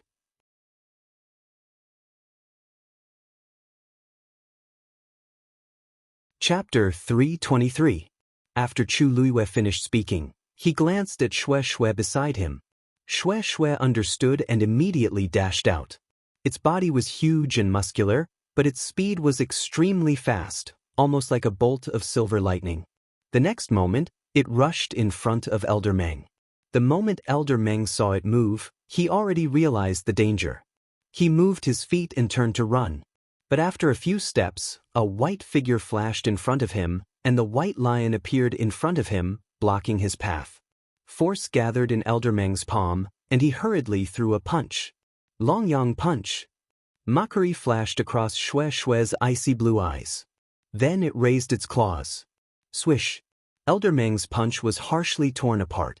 Even his hands were bleeding profusely. Elder Meng was pushed back by this strong force and almost fell to the ground. When he finally stabilized himself, he saw the white lion slowly approaching him. Without a second thought, he turned around and fled. A roar suddenly sounded in the forest. Elder Meng took half a step forward, and his body suddenly froze. Then, viscous blood flowed out of his ears. Bang! He suddenly fell to the ground, no longer breathing. Chu Luiwei walked over, not surprised at all. The suppression of a high-level fiend was enough to directly shatter a Stage 5 warrior's organs. She used a tree branch to remove the black cloth on Elder Meng's face, and an old and unfamiliar face appeared in front of her. Chu Luiwei raised his brows and looked at Rong Zhen. Rong Zhen forced herself to calm down and slowly said, "This is Elder Meng. This is Elder C. Meng. He has been secretly protecting me all these years. Someone from the C family? Yes, the C family doesn't seem to have such an elder, right? He faked his death 20 years ago, but in reality he has been serving Mother all these years." Chu Luiwei instantly recalled that the current Empress, Si Huijing, was the C family head's younger sister. It seems like the Empress and the entire C family have reservations about His Majesty. No, The rest of the Xi family doesn't know about this. Even though Rongjin hated the empress, she didn't want to drag the Xi family into this. Chu Luiyue 4 villages, you have Xi Meng by your side, but what about Rongjin and Rongqi? Rongjin shook her head. The imperial palace is heavily guarded, and imperial mother doesn't dare to go too far. In the past, elder Xi Meng mostly protected Rongjin, but ever since I got injured, he started following me. Now that Xi Meng was dead, the last bit of hope in her heart was completely shattered. As Chu Luiyue listened, he took out a jade bottle from his Qingquan bag and poured something onto Xi Meng's body. Rongjin had already guessed what it was, but she cowered and didn't dare to speak. Sure enough, after a short while, Xi Meng's body completely disappeared. Not a single trace was left behind. Rongjin widened her eyes at this scene, and her heart raced. After Chu Luiyue settled this problem, he looked at Rongjin again. Rongjin seemed to be shocked by her actions and suddenly took a step back. Chu Luiyue looked down at her with a smile on her lips. Okay, now, you can start telling me that secret. After carefully instructing Rongjin, the empress returned to the palace. Too many things had happened today, and she was completely exhausted. The palace servants had all heard about what happened at Tianlu Academy and knew that the empress wasn't in a good mood at this time. Hence, they were especially careful. The empress returned to her room and sat down in front of the dressing table. A face was reflected in the bronze mirror. It was dignified and beautiful, but it was also old and tired. She reached out and slowly brushed past the wrinkles at the corner of her eyes. Even if she took good care of it, it couldn't withstand the corrosion of time. After all, it was different from when she was young. Even she wasn't willing to look at this face, let alone His Majesty. Besides, even if she went back to more than 10 years ago, her face wasn't the one that His Majesty loved the most. Thinking of this, a strong sense of frustration surged in her heart. Bang! She knocked the jewelry box onto the floor. The palace servants serving her at the side immediately knelt down. Your Majesty, please calm down.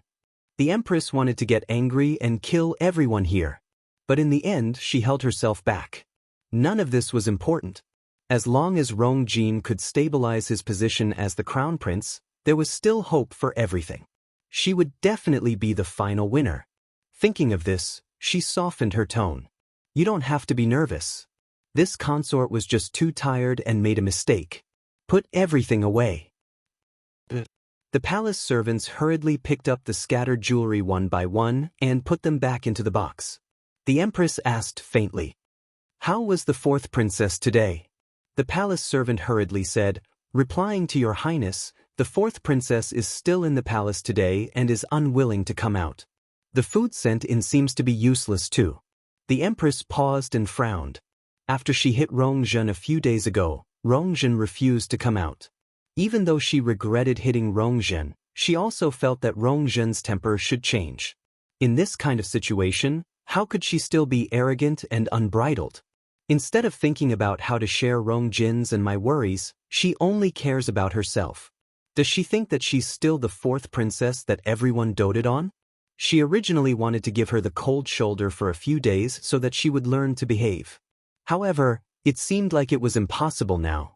She stood up and said, "I'll go and see her." When the Empress walked to Rongjin's bedroom, it was already evening. When the palace servants saw the Empress, they were all shocked. "Greetings, Your Highness." The Empress looked around and indeed didn't see Rongjin. "Where's the fourth princess?" "Replying to Your Highness, the fourth princess is still in the room." The Empress was even more displeased. "I'm already here. Rongjin must have heard me, but she still doesn't come out. She's really spoiled." She restrained her expression and walked straight to the door that was tightly shut. "Jinjin, mother is here." The room was silent, and there was no response. The Empress raised her voice. "Jinjin?" Still, no one spoke. The Empress lost her patience and ordered the palace servants to open the door forcefully. Then she stepped into it. "Rongjin, you've really gone overboard recently." The Empress's remaining words disappeared in her throat. This was because there was no one in the room. She looked around. Zhen. Dead silence. This time, the Empress finally panicked. She quickly searched the room and finally confirmed that Rongzhen wasn't here. She looked at the palace servants behind her in shock and anger. Where did the fourth princess go? The palace servants were also shocked as they knelt down together. Your Highness, you're wise. The fourth princess has been in her room for the past few days and hasn't come out. Then, where is she now? So many people said that Rongzhen didn't go out, so she definitely didn't go out for a simple walk. Why, you really don't know? The Empress casually grabbed the teacup beside her and harshly threw it at the palace servants. Hurry and find her for me. If you can't find the fourth princess, you'll all have to hand over your heads. Mobile users, please browse for a better reading experience from Love Network.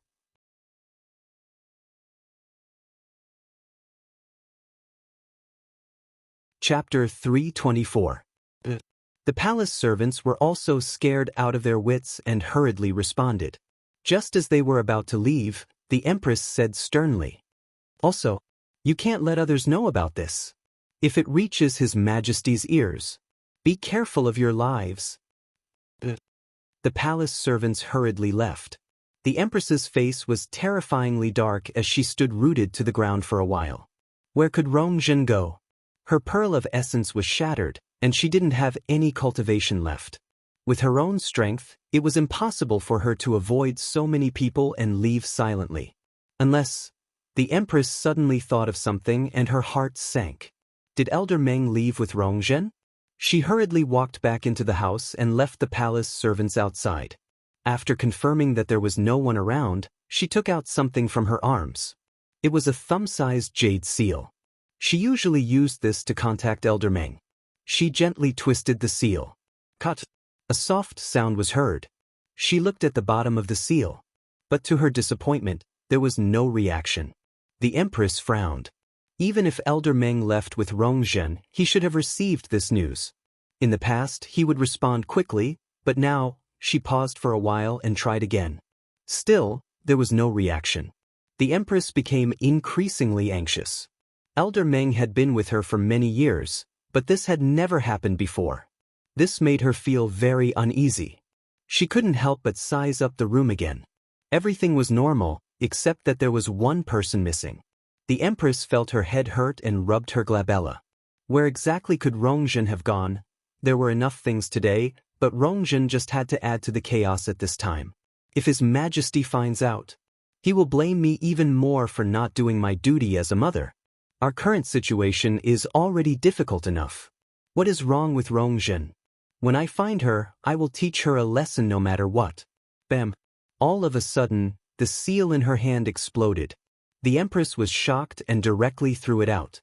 The seal that was already broken rolled on the floor and completely disintegrated. Her Majesty? What's wrong? The palace servants outside hurriedly asked when they heard the sound. The Empress instinctively shouted, "Nothing. Nobody is allowed to come in." As she spoke, she hurriedly walked over and picked up the broken pieces of the seal. She opened her eyes wide and looked at the thing in her hand in disbelief. It took her a long time to recover. This is Old Meng is dead. Her body trembled uncontrollably with shock and fear. Elder Meng was actually dead. He was a rank 5 warrior. All these years, he had done many things for her and had never made a single mistake. How could he suddenly die now? The Empress was suddenly stunned. Wait a minute. If it was really Elder Meng who took Zhenjin out, and now that he was dead, wouldn't Zhenjin? Thinking of this, she quickly got up. If Zhenjin was really in danger, she had to send someone to save her as soon as possible. But halfway there, she stopped. Telling His Majesty about this was the fastest and most effective way. After all, His Majesty could mobilize too many people. If she blindly sent people to search, who knew when there would be news? But how was she going to explain how Rongzhen left so quietly? Once His Majesty conducts a thorough investigation, he will definitely find Elder Meng. Even if he's already dead. By then, not to mention Rongjin, she might not even be able to sit on her throne as the Empress. She hesitated for a moment and fell into a dilemma. After hesitating for a long time, she finally decided to hide this matter first. If she could find Rong Zhen as soon as possible, everyone would be happy. If not, in a life and death situation, Rong Zhen would definitely think of ways to protect herself. After all, she still had Silverfly with her. Now, the mother and son pair couldn't create any more trouble. The Chu family. Chu Ning followed the wooden vines to the Chu residence. Standing in front of the door and looking at the very familiar door, he had a lot of thoughts and complicated feelings. He used to be proud of the Chu family and tried his best to give up everything for the Chu family. But in the end, the Chu family only left him with endless painful memories. If it weren't for the family head, he definitely wouldn't step through this door again. The guard standing at the door saw him from afar and immediately bowed respectfully. "Welcome back, eldest young master." They were very attentive and had flattering smiles on their faces. Even when Chu Ning was at his peak, he had never been treated so warmly. However, the smiles on their faces were glaring and even disgusting to Chu Ning. He could still clearly remember how these people had treated him and a few months ago. How long had it been and things had become like this? Every dog has its day. He ignored those people and walked straight through the door. Passing through the courtyard, he walked toward the hall. But before he reached the place, he saw that the Chu family had already gathered outside the hall. Seeing his figure appear, someone immediately went up to welcome him. "Big brother, you're finally back." Looking at the smiling man in front of him, Chu Ning knitted his brows. Chu Ji? Chu Ji came from a branch of the Chu family and had always been at odds with him. In the past, when he was in the limelight, Chu Ji was jealous and always felt that he had stolen his reputation and glory. Later on, when he fell from grace, Chu Ji secretly made things difficult for him. Chu Ning's lips curled up into a cold smile. "Chu Ji, it's been a long time since I called you big brother. It seems you haven't called me that in 10 years, right?" A trace of awkwardness flashed across Chu Ji's face, but he quickly squeezed out an eager smile and pulled Chu Ning's arm with one hand. "Ha, big brother, you still like to joke as before. Please come in. Everyone has been waiting for you for a long time." Chu Ning easily avoided his hand and looked at the crowd in front of him. He quickly looked around and sneered in his heart. Not only Chu Ji, but all the important figures of the Chu family were here. Who else could it be but the great elder Chu Shao standing in the middle?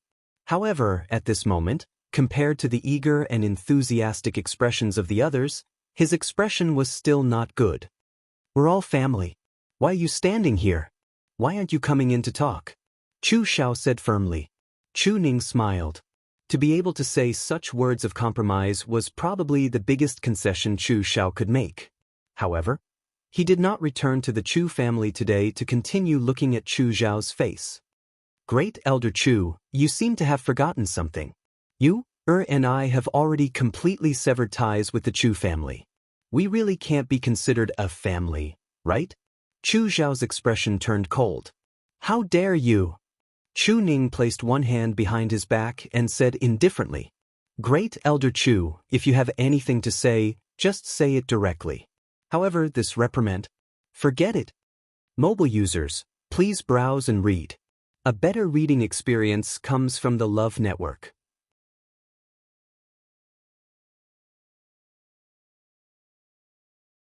Chapter 325. Just as Chu Shao was about to flare up, the person beside him hurriedly whispered, "First Elder, it wasn't easy for us to invite Chu Ning back. Don't fall out because of an argument. Business is more important. Business is more important." Chu Shao could only suppress the anger in his heart. In any case, the invitation had already been written. It was not a big deal for him to lower his stance now. This was not only for the Chu family, but also for himself. Thinking of this, he adjusted his expression and restrained the anger on his face. "You can't say that here. So many people are standing here. What do you think it looks like? Come in first." With that, he turned around and returned to the hall.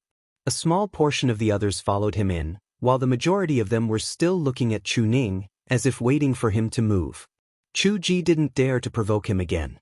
He only said eagerly from the side, "Big brother, Please go first. You're the big brother, so you should naturally go first.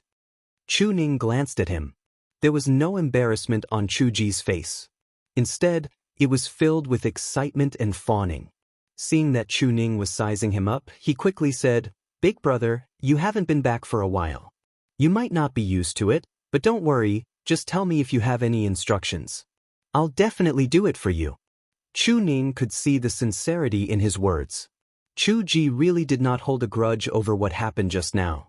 Instead, he was wholeheartedly trying to please him. How ironic. Chu Ning shook his head and walked towards the hall. Seeing him walk in, the others followed him in. Chu Ning was arranged to be the first on the left. Other than the seat of honor where Chu Xiao usually sat, this was the most honorable seat. It was even ranked before the other elders of the Chu family. However, Chu Ning could not be bothered with this and sat down. "Since everyone is already in, First Elder, can you speak frankly?" He did not want to waste time here. The longer he stayed with these people, the more unbearable he felt. Therefore, he planned to quickly resolve the matter and return.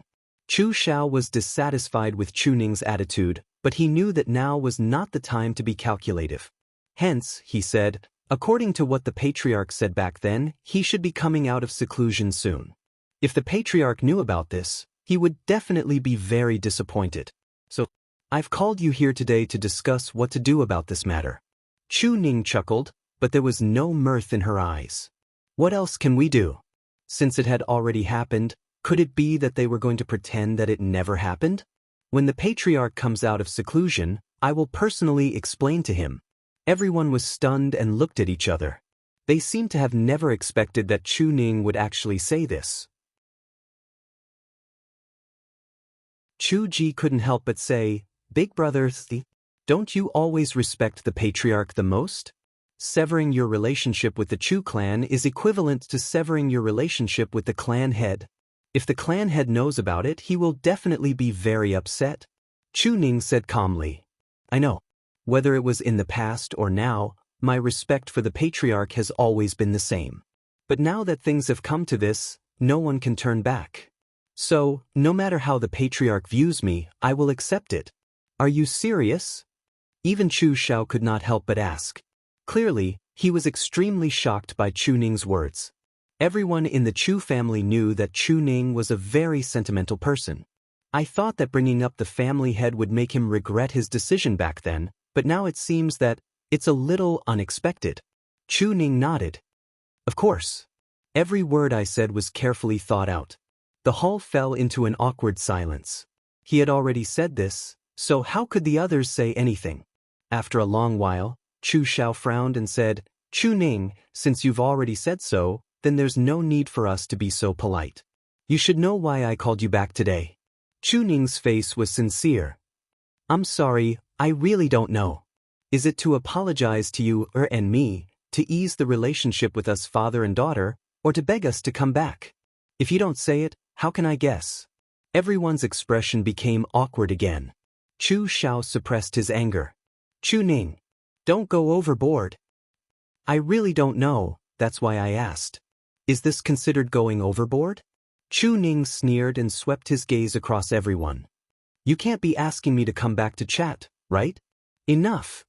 Chu Xiao felt that these words were very ear-piercing. He finally couldn't hold it in anymore. He stood up angrily and stared at Chu Ning.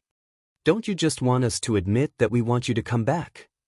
"Not beg," Chu Ning corrected sincerely. Chu Xiao's face kept changing between green and white. "Chu Ning, you're right. Now, the entire Chu family hopes that you and Lu Yu can come back and become a member of the Chu family again." The third elder, who had been silent all this time, suddenly spoke and looked at Chu Ning kindly. "The Chu family has wronged you and your father, so you can choose whatever you want. If you agree to come back, everyone in the Chu family will be grateful.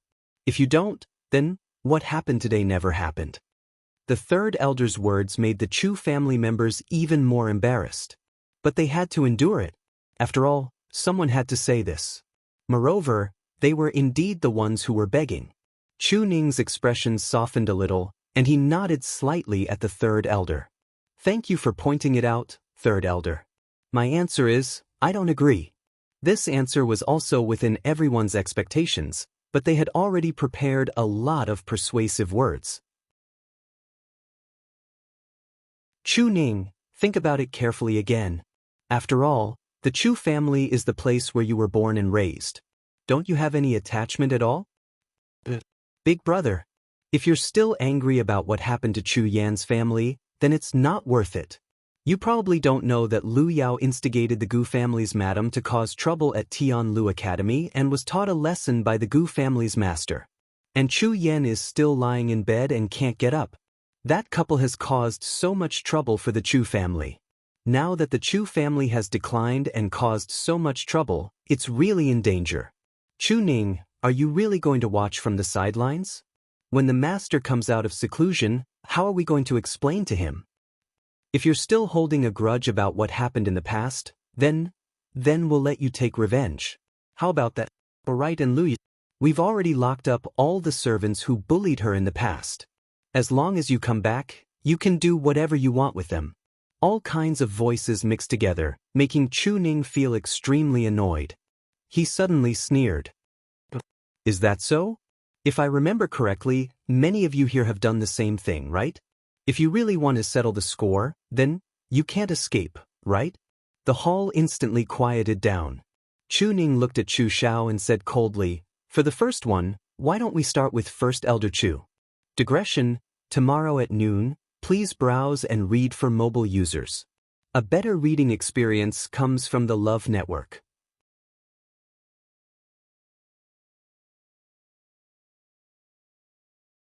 Chapter 326. Chu Xiao frowned. Chu Ning, do you know what you're saying? Chu Ning leaned back in his chair with a relaxed expression and a cold gaze. Of course, if you don't accept, then let's end the discussion here. As he spoke, he was about to stand up. Chu Xiao was about to shout angrily, but the person beside him spoke first.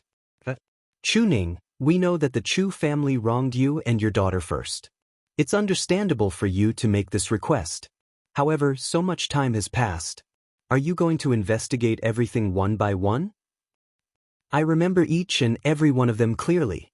I won't malign anyone. Chu Ning glanced at the person who spoke. Why don't we start with you? That person was speechless. The entire hall fell into dead silence again. Who knew what Chu Ning would think of to punish and take revenge on them? Only a fool would stand out at this time. However, it was difficult for them to give up just like that. Chu Ning had been promoted to the commander of the Imperial Guards and held great power in his hands. However, this was not the most important thing. The key to the problem was still Chu Luiyue. It would be fine if she was just an ordinary cultivation genius, but she was clearly more outstanding than most people. Otherwise, she wouldn't have been able to take first place twice in the Qin Jiao competition. Moreover, she was extremely talented as a celestial physician. From the moment she could refine pills, she was already considered a true celestial physician. One had to know that no one in the Chu family had achieved this in so many years. What made them even more tempted was that Chu Luiyue had a Daijinjiwen meridian and was chosen by Mu Qinghe to cultivate in the Tianling dynasty in the future. What an honor this was! If Chu Luiyue was still a member of the Chu family, then the entire Chu family's status would instantly rise. By then, not only would they be able to maintain their position as one of the 4 major families, they might even be able to replace the C family as the #1 family. How could they give up such a huge temptation in front of them? Big brother, for the sake of the master, why don't we compromise? Chu Ji cautiously said. Chu Ning asked. What do you mean? Chu Ji glanced at Chu Xiao and smiled awkwardly. About that? If we were to count the things that happened in the past one by one, it would be quite troublesome. Why don't we formally apologize to you and Lu Yu and compensate you according to your suggestions? In order to show our sincerity, this matter should start with the great elder. How about it? Chu Xiao raised his eyebrows. Chu Ji, do you want this old man to lower his head and apologize first? Cough cough, Grand Elder, you don't have to be so blunt, except for the patriarch. Right now, you are the most respected person in the Chu clan. Isn't it the most convincing to start with you? Even if it's for the Chu family. Chu Ji lowered his voice when he said the last sentence, but everyone in the hall heard it clearly. Everyone's hesitant and worried expressions quickly dissipated. First Elder, what Chu Ji said makes sense. You have indeed given Chu Ning and his daughter a lot of grievances in the past. It is only right for you to apologize. Yes. You've already written the invitation. Didn't you ask Chu Ning to come back today to discuss a solution? It's best to turn big problems into small ones and small ones into nothing.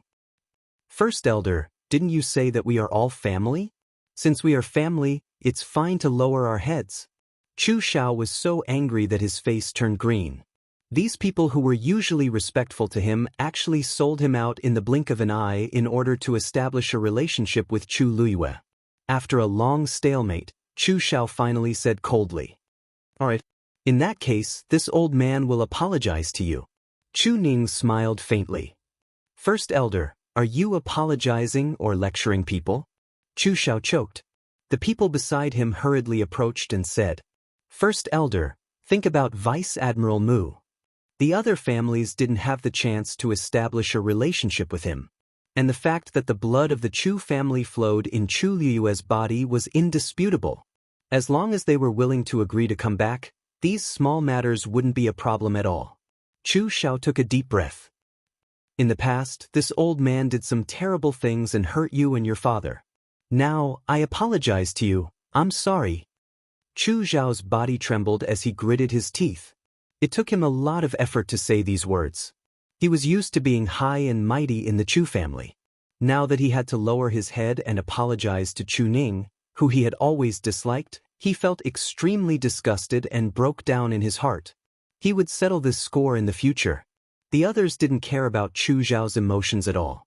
They all looked at Chu Ning expectantly. He had apologized and admitted his mistake. Now, Chu Ning should agree to return to the Chu family, right? But under their fervent gazes, Chu Ning didn't move. He just looked at Chu Xiao quietly as if he was still waiting for something. There's still you. His voice was cold as he said word by word. Everyone looked at each other. Chu Xiao suddenly came back to his senses. You want this old man to apologize to Chu Luiyue again?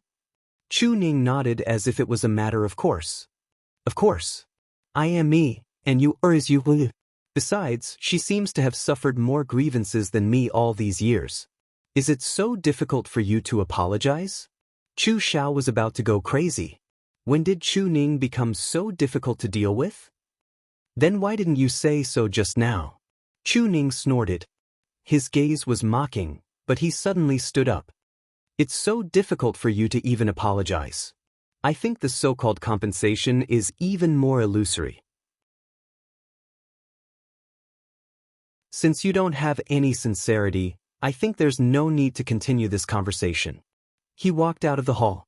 When the patriarch comes out of seclusion, I will naturally explain everything that you, and I did. I believe he will understand. As for you, good luck. Wait. Seeing that Chu Ning was really about to leave, Chu Xiao finally threw caution to the wind. As long as Chu Luiyue agrees to return to the Chu family, then this old man will personally apologize to her until she is satisfied.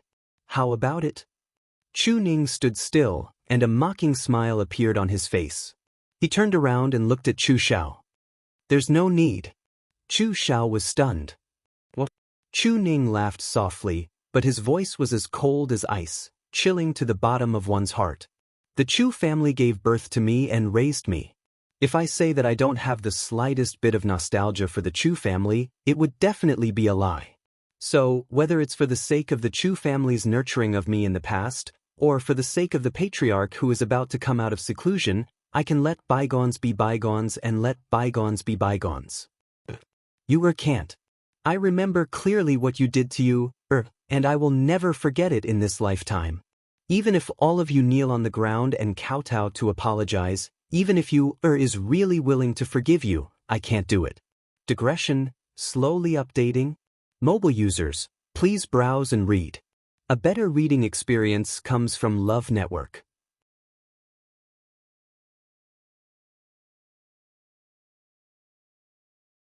Chapter 327.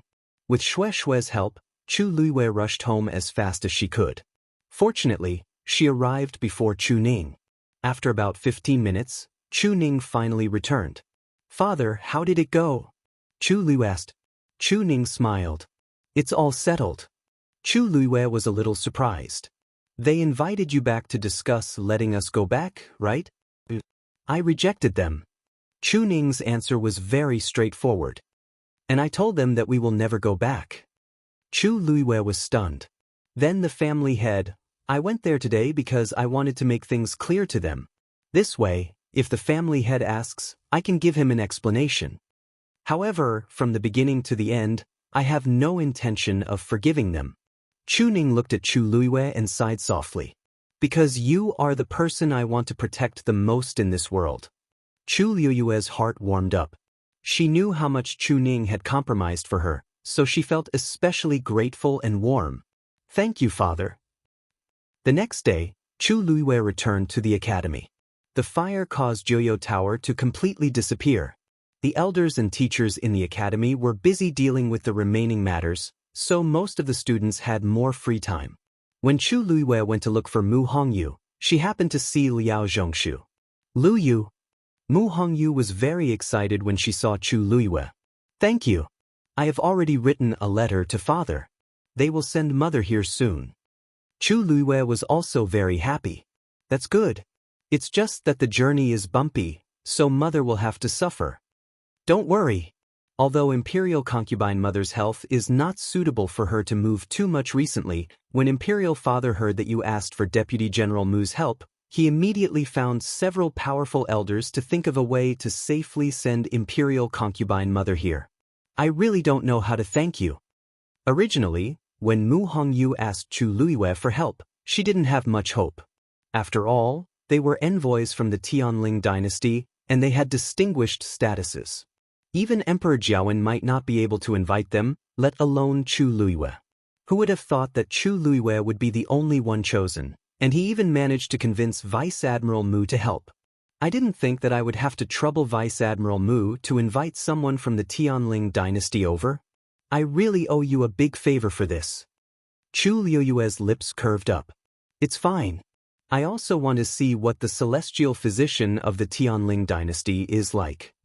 After she died, other than Mu Qinghe, what happened to the others? Mu Hongyu's eyes lit up. "Yeah. Speaking of celestial physician, Lu Yu, you can actually produce pills now. We didn't know about this before. You hid it too well." Now that Chu Luiwei can produce pills, he can be considered a real celestial physician. In the entire country Yaochen, there are very few people with such an identity. Besides, Chu Luiwei is still so young. "I knew that you were definitely more capable than we thought, but I didn't expect." Mu Hongyu lightly snorted and glanced at Liao Zhongshu, who was beside her. "The red blood goo in your body was cured by Lu Yu. You must have known about this long ago." Liao Zhongshu smiled helplessly and shook his head. "I really didn't know." Unfortunately, the others didn't believe him. Previously, he pretended that the poison was still in his system and was bedridden, so he didn't attend the Qin Jiao competition. When he heard that Chu Luiwei actually produced pills and took the first place in the celestial physician competition, he was shocked for a long time. Only then did he realize that Chu Luiwei was the person who saved his life. Mu Hongyu wrinkled her nose, but she couldn't be bothered to argue with him. She was more interested in something else. "Lu Yu, when will you go to the Tianling dynasty with Vice Admiral Mu?" Chu Luiwei shook his head. "It's not confirmed yet. He seems to be staying here for a while, and he wants to continue observing me. If I can't pass, I still can't go." "Ah? So troublesome?" Mu Hongyu looked disappointed. "I thought you guys would go directly." Chu Luiwei laughed. "I'm not in a hurry, so why are you in a hurry?" "I'm not in a hurry, but it's the Tianling dynasty we're talking about." Mu Hongyu held her cheeks with both hands, her eyes full of yearning. "Who doesn't want to go to that kind of place?" "Lu Yu, don't you think everyone there is a genius? Everything there must be much better than here." "Not necessarily," Chu Luiwei said calmly. Mu Hongyu was stunned. "How do you know?" Chu Luiwei paused and realized that he had said something wrong. Her eyes flickered and she smiled. Yes. If everything is good, then why did Vice Admiral Mu spend so much effort to come here? Now that you mention it, it does make sense. Mu Hongyu's eyes turned, and she suddenly thought of something. Right. You won first place in the Qing Jiao competition and chose to go to Tai Yin Academy's library to read for a month. However, Vice Admiral Mu has already chosen you. Do you still want to go? Although this is an extremely rare opportunity, it's not worth mentioning compared to the Tianling dynasty. Unexpectedly, Chu Liwei said without hesitation. I'll go. I'm planning to talk to Vice Admiral Mu about this today. What? Mu Hongyu and Liao Zhongshu were shocked. Are you serious? You're really going? Lu Yu, do you know how many people don't have the opportunity to go to the Tianling dynasty like you? You're actually choosing Tai Yin Academy? Mu Hongyu widened her eyes. She felt that Chu Liyue's decision was unbelievable. Liao Zhongshu was about to speak, but he suddenly remembered the red blood goo and swallowed his words. Chu Liyue smiled. I have my own plans. In fact, she did not plan to stay there for a month. As long as there was any movement on Mu Qinghe's side, she could immediately come back. Moreover, although Mu Qinghe did not say it explicitly, based on Chu Liyue's understanding of him, he should be planning to stay here for a long time. Chu Liyue did not think that the reason he was staying was because of her. Therefore, this was also something that she was very curious about. Mu Hongyu wanted to say a few more words, but when she saw Chu Liyue's determined expression, she gave up. All right. When are you going?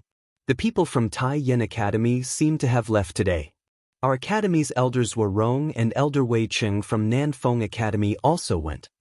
Chu Liyue understood. This was obviously to investigate Hing Jingchua and the others. She thought for a moment. It won't be too late for me to go after your mother arrives. Mu Hongyu was stunned, and her eyes reddened. Lu Yu, thank you so much. It's nothing.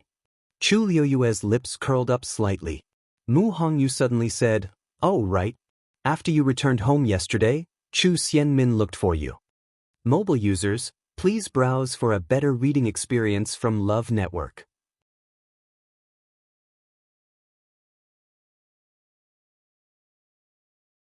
Chapter 328. This surprised Chu Liyue. She's looking for me? I don't know what she wants to do.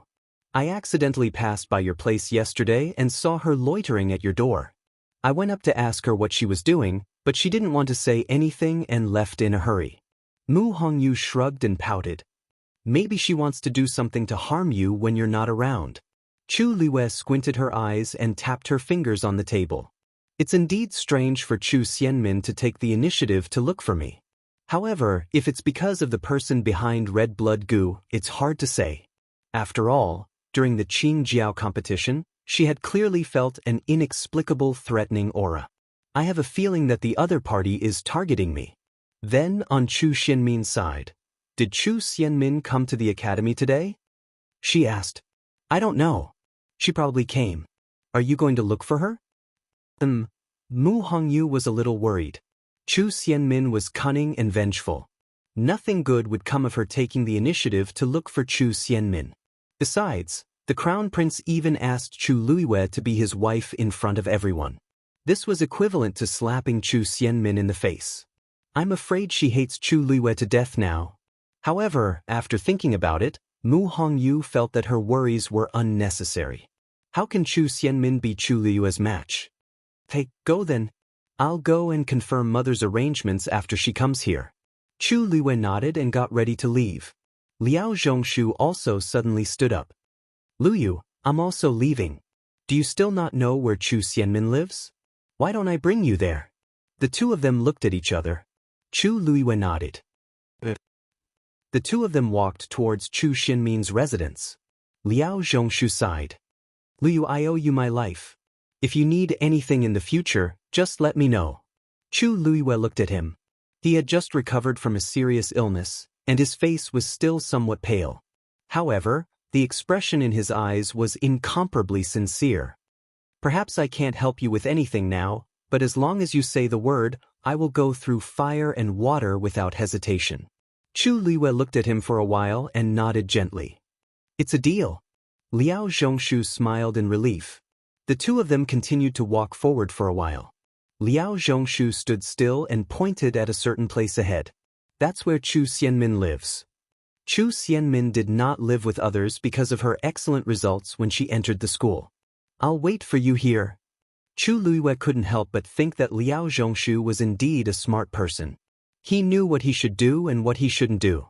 The smile on her face deepened as she lifted her foot and walked towards that direction. Just as he reached the door was opened from the inside. Chu Xianmin was about to leave when she looked up and saw Chu Luiyue. She was shocked. What are you doing here? Chu Luiyue sized Chu Xianmin up. It had only been one night, but Chu Xianmin looked a lot more haggard. Even though she used a veil to cover her face, one could still see the faint dark circles under her eyes. Her tired, bloodshot eyes also showed that she was not in a good state. Were you looking for me yesterday? Chu Luiyue's question made Chu Xianmin hesitate. And no, Chu Luiyue ignored her and walked past her into the room. You only have 15 minutes. Chu Luiyue said lightly. Chu Xianmin turned around and felt that the pair of black jade-like eyes seemed to have seen through her. She clenched her teeth, closed the door, and turned to face Chu Luiyue. Yesterday, that person came again. Chu Luiyue raised his brows. When? Chu Xianmin shook her head. When I sent the crown prince back yesterday and came back to the academy, he had already been here. I didn't see him. He only left one thing behind. As she spoke, she walked to the table at the side and opened a box. Chu Luiyue glanced at it from the corner of his eyes and focused. That's a letter? Chu Xianmin passed the letter to Chu Luiyue. It was a letter wrapped in a red envelope. There was a strange picture printed on it, and there was a line of words in the middle. To Chu Luiyue. The handwriting was strong and smooth. However, Chu Luiyue felt a strong murderous intent from it. She did not take the letter. Instead, she looked up at Chu Xianmin. Chu Xianmin immediately said, I promise that I didn't say anything about you. I don't know why he wrote you a letter. I really don't know. She only knew that the other party purposely asked her to pass the letter. It was obvious that he already knew everything that happened here. This was also a warning to her. Ever since she received the letter yesterday, Chu Xianmin had been feeling uneasy and worried. She originally thought that the other party would kill her directly. However, other than the letter, everything else was normal. This made her even more fearful. She did not know when the punishment would befall her.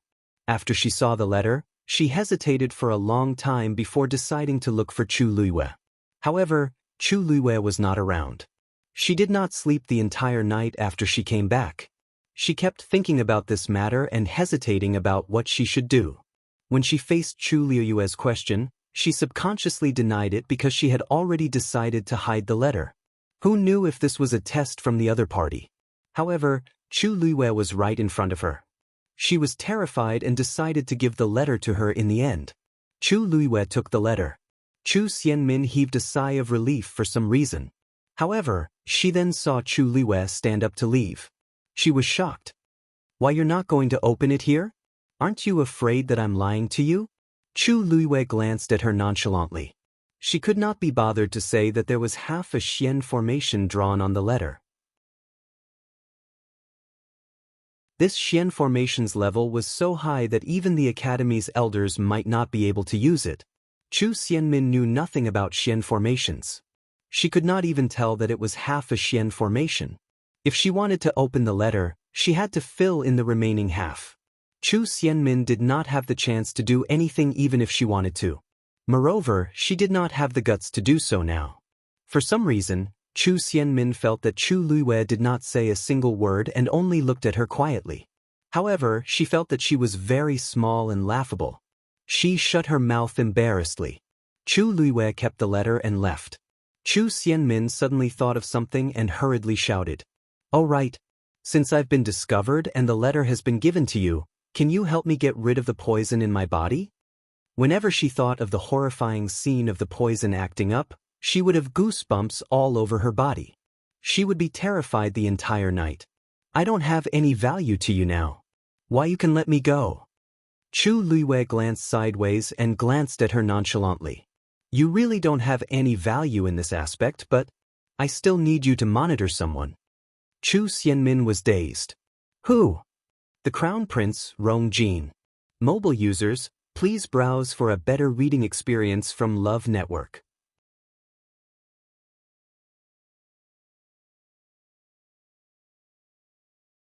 Chapter 329. Si Family. Study room. Si looked at the Empress, Si Huijing, in shock. You said that Elder Meng is dead and Rong Zhen is missing? When did this happen? The Empress knitted her brows tightly. Yesterday. Then why did you only tell me now? When I found out about this, it was already evening.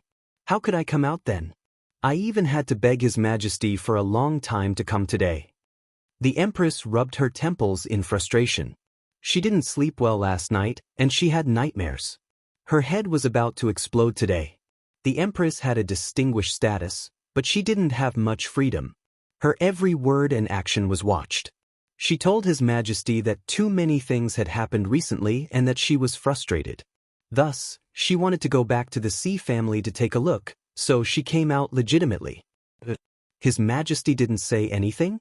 Asked Si worriedly. The Empress closed her eyes. His Majesty is angry with Rong Jin, and he can't be bothered with me. He also wants to take this chance to give us a cold shoulder, so he naturally won't say anything. Si sighed, and he couldn't hide his anger. I've heard about everything. Rong Jin is too rash. He actually did such a thing. He's too confident in his position as the Crown Prince. Doesn't he know that there are many people in the Imperial City who want to catch him red-handed? The Empress couldn't be bothered to mention Rong Jin, but he was her most important son after all, so she had to help him. I've already told him off. He promised that he won't do this again. Si sneered and didn't care. If his promise was useful, he wouldn't have done such a thing. I used to think that Rong Jin was petty, but it seems like the problem is more serious than I thought. He's brainless. The Empress glared at him unhappily. Big brother, it's fine if other people say it, but why are you saying it too? You're his uncle.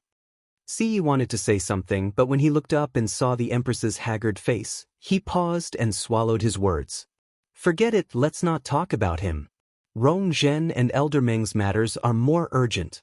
What exactly happened? Tell me in detail. The Empress's expression turned solemn, and she immediately recounted what had happened yesterday. So, we can confirm that Elder Meng is dead, and Rong Zhen is nowhere to be found? Si asked blankly. The Empress nodded helplessly. In the entire Si family, only eldest brother and I know of Elder Meng's existence. Once His Majesty finds out, the consequences will be unimaginable. Therefore, I didn't dare to make it public and only sent people to search for him in private. We searched for an entire night, but we didn't find any traces of Rong Zhen. We didn't even find any useful clues. Si fell into deep thought. Since Senior Meng took her out, they must have left the palace. Have you sent people to search for her favorite places outside the palace? I did, but I still couldn't find him. The Empress sighed. That's why I came here today to ask Big Brother for help. If it doesn't work, we can secretly search the entire imperial capital. Perhaps we can find it. Easy for you to say. Si got up and paced back and forth in frustration with one hand behind his back. Even for the Si family, it's extremely difficult to achieve this. Besides, if we cause too much of a commotion, people will definitely find out. In less than half a day, His Majesty will know what we're doing. Then what can we do? The Empress was also a little anxious. Elder Meng is already dead, and Rong Zhen is alone outside. We don't even know what's going on. Now that her Pearl of Essence is destroyed, anyone can easily take her life. If His Majesty finds out, eldest brother, don't you know that the palace will immediately detect the death of every prince and princess? If something happens to Rong Zhen, His Majesty will definitely send people to investigate. If that happens, Elder Meng will definitely be implicated. Then, it will be the Si family and me. Rong Jin's current situation is already bad enough. If this is exposed, it will only make things worse. Rongzhen is really too much. She's getting older, but her temper is getting worse by the day. She didn't even think about the consequences of doing this. She'll harm us both. Yi glanced at the Empress. Aren't you the one who spoiled Rongzhen's temper? Besides, I see that you're so worried about her life not because you're afraid that something will happen to her, but because you're worried that she'll implicate you and Rongjin, right? If not, what can I do? The Empress was exposed, and her embarrassment turned into anger. It wasn't easy for me to fight for the Crown Prince position. If Rongjin falls, what else do I have to rely on? Rongqi? With his temper, he can't take on any big responsibilities. Rongqi's talent and abilities are average, so he can't be of use. Even if he's already a prince, he can't do anything. They're both princes, but look at Princely Rongxiu. He hasn't been in the imperial city for so many years, but he can still win His Majesty's favor by staying at Princely Mansion all day after coming back. It's really infuriating to compare oneself to others. Yi waved his hands impatiently. Enough. There's no use saying all this now. We still have to find Rongzhen as soon as possible. As long as we hide it from His Majesty, everything will be fine. All right, do you know why Rongzhen asked Elder Meng to bring her out at this time? How would I know? Halfway through her sentence, a white light flashed across the Empress's heart. Rongzhen also asked Elder Meng to accompany her out previously. She went to find Chu Luiyue. It was also after that time that Rongzhen often looked at the same drawing repeatedly. She had unintentionally seen it before, and it seemed to be a simple map. Rongzhen had also been talking about finding Chu Luiyue a few days ago. Chu Luiyue! She screamed in shock. Yi was dazed. What has this got to do with Chu Luiyue? Brother, you don't know. Rongzhen's disappearance is most likely related to Chu Luiyue. The Empress clasped her hands nervously and hated herself for not thinking of this earlier. It must be her.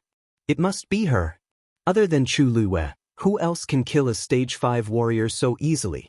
Perhaps Chu Luiyue herself can't do it, but she has too many secrets and countless tricks up her sleeves. Brother, quick, get someone to find Chu Luiyue. Bring her here. Rongzhen must be with her. Yi couldn't help but frown upon seeing her like this. Calm down. What do you think the Xi family is? The Xi family isn't the Imperial Guards. How can you casually capture someone? Besides, Chu Luiyue isn't an ordinary person now. Who dares to touch her? If something happens to Chu Luiyue, needless to say, Chuning, Tianlu Academy won't let this matter rest. Also, there's Princely Mansion. And the most important one, Mu Qinghe. The Empress bit her lip. Then, ask her directly. Mobile users, please browse and read. A better reading experience comes from Love Network.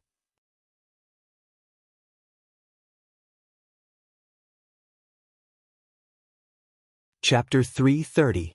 If Chu Luiyue didn't do it, what will you do? Yi asked in a low voice. The Empress was stumped. She couldn't think of any rebuttal and could only mutter softly. It must be her. It must be. Other than her, it can't be anyone else. Siya's head hurt. Jing, listen to me. I know you're anxious about Rongzhen's disappearance, and so am I. But we can't do this. At this time, we have to be careful. Otherwise, if we're not careful, we'll lose everything.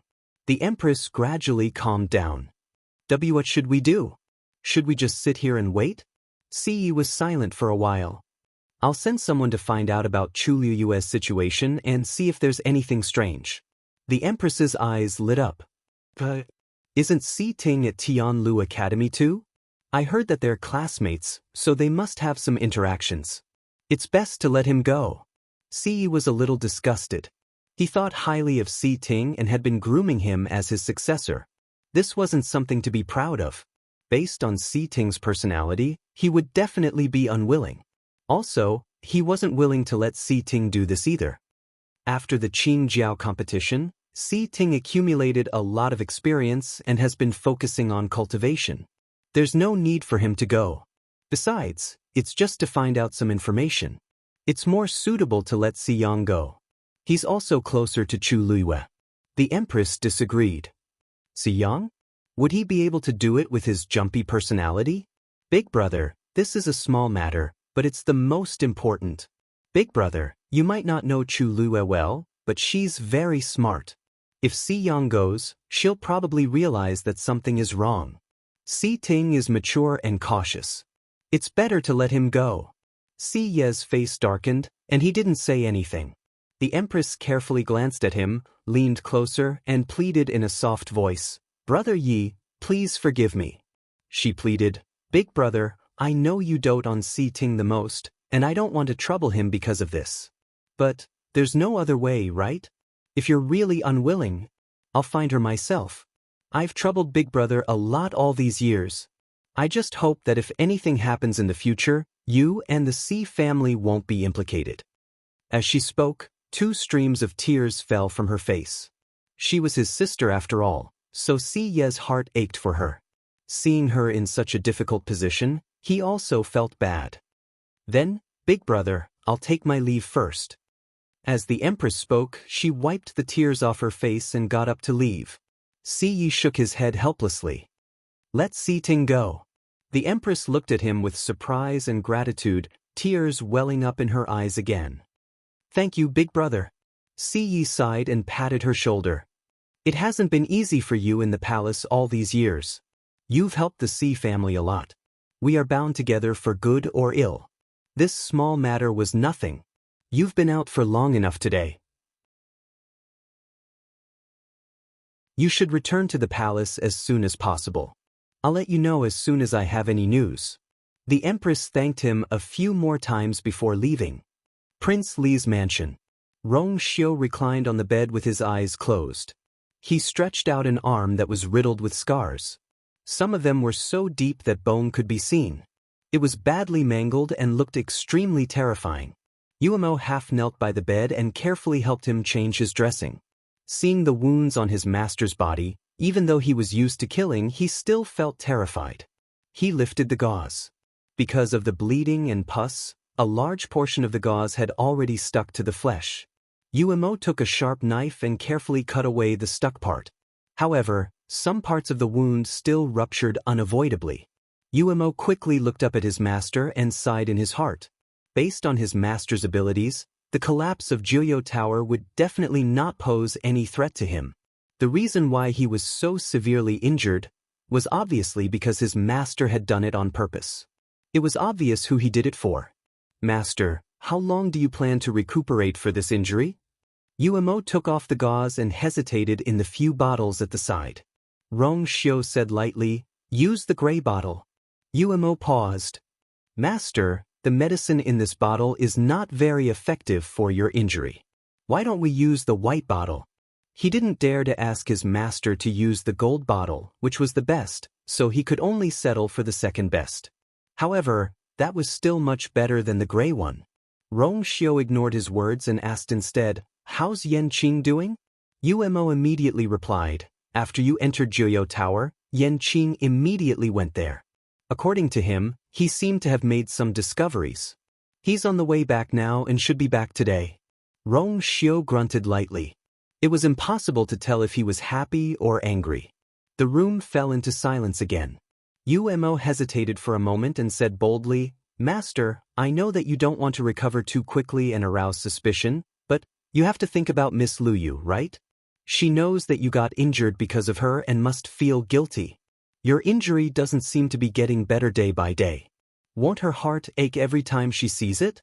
Rong Xiu's fan-like eyelashes trembled slightly. Then he slowly opened his eyes and looked at Yuemo thoughtfully. His eyes were pure and deep, like the most brilliant and mysterious starry night. It was as if he could see through everything. Suddenly, a cluster of golden flames flashed in the depths of his eyes. Yuemo's heart skipped a beat. "Master? Digression, I've been having nightmares these few days.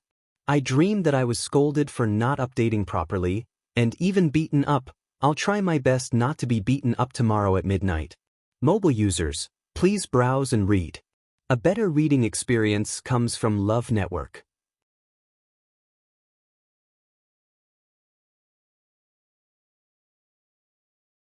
Chapter 331. That golden light quickly disappeared as if it had never appeared. However, Umo was sure that he had not seen wrongly. His heart trembled as he hurriedly lowered his eyes. Master Tu, Rong Xiu closed his eyes. After a while, he opened them again and regained his usual calmness. Continue. His thin lips gently spat out 2 words. Umo picked up the gray bottle and evenly sprinkled the powder inside on Rong Xiu's wound. The bitter smell of medicine wafted in the air. Umo carefully bandaged his wound with new gauze while feeling conflicted. After he finished treating Rong Xiu's wound and was about to put away the bottles of medicine, he finally could not help but say, "Master, you haven't gone back for a long time. Do you want to take this chance to go back?" Rong Xiu's expression was calm, and he did not say anything. Umo knew that this was a rejection, so he could only leave respectfully. However, when he reached the door, he recalled the golden flame that flashed in Rong Xiu's eyes. He could not help but turn around and plead. "Master, are you really not going to reconsider? If Miss Luyu finds out, what has Mu Qinghe done in the past 2 days?" Rong Xiu suddenly asked. Umo thought carefully and shook his head. "Nothing. Other than the day of the fire at Tianlu Academy's Jiuyou Tower, he has been staying in his residence for the rest of the time. He has not come out and has not seen anyone." Umo frowned as he spoke. "Master, are you going to stay here and watch over Mu Qinghe? Who knows how long Mu Qinghe will stay here for? However, Master's situation does not allow for any delays." Rong Xiu pondered for a moment. "You may leave. Carry on as usual." "Yes." Umo responded but was still hesitant. "Do you want to make arrangements for your return now?" Rong Xiu shook his head. "I know what to do." Liao Zhongshu didn't have to wait long before he saw Chu Luiyue walk out of the room. He asked in surprise, "So fast?" Chu Luiyue smiled. "I found some clues. I'll go back and think about it. You should go back too." Only then was Liao Zhongshu relieved. He bid farewell to Chu Luiyue and left. Chu Luiyue returned to his residence alone. She went up to the 2nd floor, entered her room, and locked the doors and windows before taking out the letter. At first glance, this letter was no different from an ordinary letter. However, the complicated Xian formation on it made Chu Luiyue understand that this was a letter that the other party had deliberately sent to target her. She took a deep breath. This Xian formation should be a level 5 Xian formation, but its difficulty could be considered one of the highest. Even a true level 5 mystic cultivator might not be able to successfully fill in the remaining mystic formations. The strength she had shown to the outside world was definitely not at this level, but the other party had sent such a letter. There was only one explanation. The other party firmly believed that she could solve this Xian formation and open this letter. Chu Luiyue's hand that was holding the letter tightened slightly. In this world, there were very few people who knew that she had such strength. Then, who was the person who was targeting her and knew her so well? Chu Luiyue had a faint premonition. Perhaps, the answer was hidden in this letter. She held her breath and concentrated, beginning to study the Xian formation on the letter. After a moment, she picked up a brush from the table and dipped it in ink. Then, she lightly drew a line on the letter and began to fill in the Xian formation. Time passed by minute, and the Xian formation on the letter gradually became complete. Because she didn't add any force and only drew the Xian formation, Chu Luiyue's process of drawing the Xian formation became much simpler. However, even so, this complicated Xian formation still took her a lot of effort. After about an hour, she finally finished drawing the entire Xian formation. When she finished the last stroke, the Xian formation on the letter suddenly lit up. Then, it transformed into countless rays of light and scattered in all directions. Chu Luiyue waited for everything to dissipate before she finally opened the letter. She reached her hand inside, intending to take out the letter. When she touched the letter, Chu Luiyue's heart suddenly jumped. Then she almost couldn't wait and unbelievably pulled out the letter. It was a piece of high-quality Xian paper. The texture was soft, glossy like jade, and extremely delicate. However, Chu Luiyue widened her eyes in shock. Because she couldn't be more familiar with this touch. Her hands trembled slightly as she held up the letter. Sunlight shone in from the window and actually penetrated the letter, leaving sand shadows on the ground, as bright as the moon. Chu Liyue's heart seemed to have been struck by something. This is the Xian moon paper that was specially used in the Tianling dynasty's palace. It was extremely precious. Not to mention the palace servants, even the ordinary concubines and unfavored princes and princesses were not qualified to use it. The reason why she was familiar with it was because she was very fond of it. Whether it was books, paintings, or other things, she used the Xian moon paper the most. Countless guesses appeared in Chu Liyue's heart in an instant.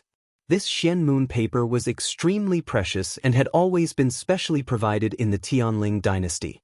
It was impossible for ordinary people to get their hands on it. To be able to get this Xian moon paper and specially send it to her, she fiercely closed her eyes, trying hard to calm herself down, and slowly opened the letter. On the soft and delicate paper, there was only one line of handwriting. Shengguanyu, long time no see. Mobile users, please browse for a better reading experience from Love Network.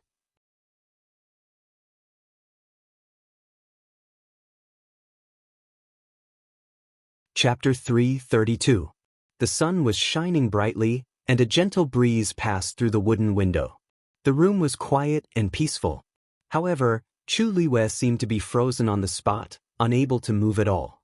The blood in her body seemed to have frozen at this moment, and her cold limbs seemed to have gone numb. In her mind, it was as if someone had smashed a huge hammer. It was dull and painful. She held the piece of paper. It was light and thin, but it seemed to weigh 1,000 pounds. She only felt her vision go white, and every word on the paper was like a sharp knife that ruthlessly pierced her heart. She almost couldn't breathe. Shengguanyu, Shengguanyu. This name had been buried deep in her heart, and she didn't even want to mention it in her dreams. Now, it had appeared clearly on a piece of moon rice paper. She had always thought that she had hidden it very well and had even deceived Chu Ning, who had been with the original body. However, she didn't expect that someone had already known about it. The other party clearly knew her biggest secret, but she didn't even know who the other party was. Chu Liyue felt dizzy. She bit the tip of her tongue hard, letting the sharp pain wake her up. She quickly looked around. After confirming that there was no one else around, she heaved a heavy sigh and looked at the letter carefully. There was only one sentence on the paper. Other than that, there was nothing else. Chu Liyue compared the handwriting of that sentence with the handwriting on the envelope and found that it was indeed written by the same person. If she had seen such strong and vigorous handwriting before, she would definitely remember it. Unfortunately, no matter if it was in her previous life or this life, none of the people she knew had such a handwriting. However, the other party obviously knew her and had a high status. Or rather, they were extremely powerful. Otherwise, they definitely wouldn't have been able to obtain the moon rice paper. Chu Liyue stared at the letter and fell into deep thought. Who could it be? Since her rebirth, she had been staying in country Yao Chen's imperial capital. This place was thousands of miles away from the Tianling dynasty, and she had no way of contacting anyone from the past.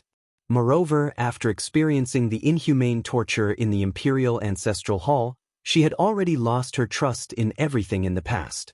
Even Mu Qinghe, whom she had never suspected, had betrayed her, let alone the others. Her rebirth was her biggest secret and also her biggest trump card.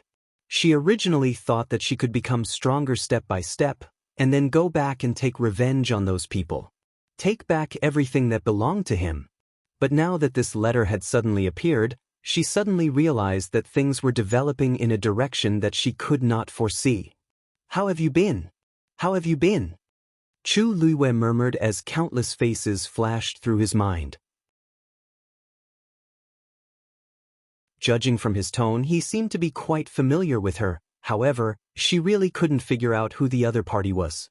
At this moment, she suddenly felt a strange movement in her dantian. Holding his breath and concentrating, the original spirit looked inside. Inside his dantian, the water droplet quietly floated. Directly below, within the heavenly square medicinal cauldron, a black-colored flame transformed into a legendary three-eyed eagle illusion. It was ferociously staring at the outside of the heavenly square medicinal cauldron. Dumpling? The two fiends were fighting with each other through the transparent heavenly square medicinal cauldron. Judging from the burnt fur on Dumpling's body, they had been fighting for a long time. Chu Luiwei couldn't help but hold her forehead. Why are you fighting again? It hasn't even been 2 days since you came out of Jiuyou Tower, and you have already fought 5 times. Haven't you fought enough?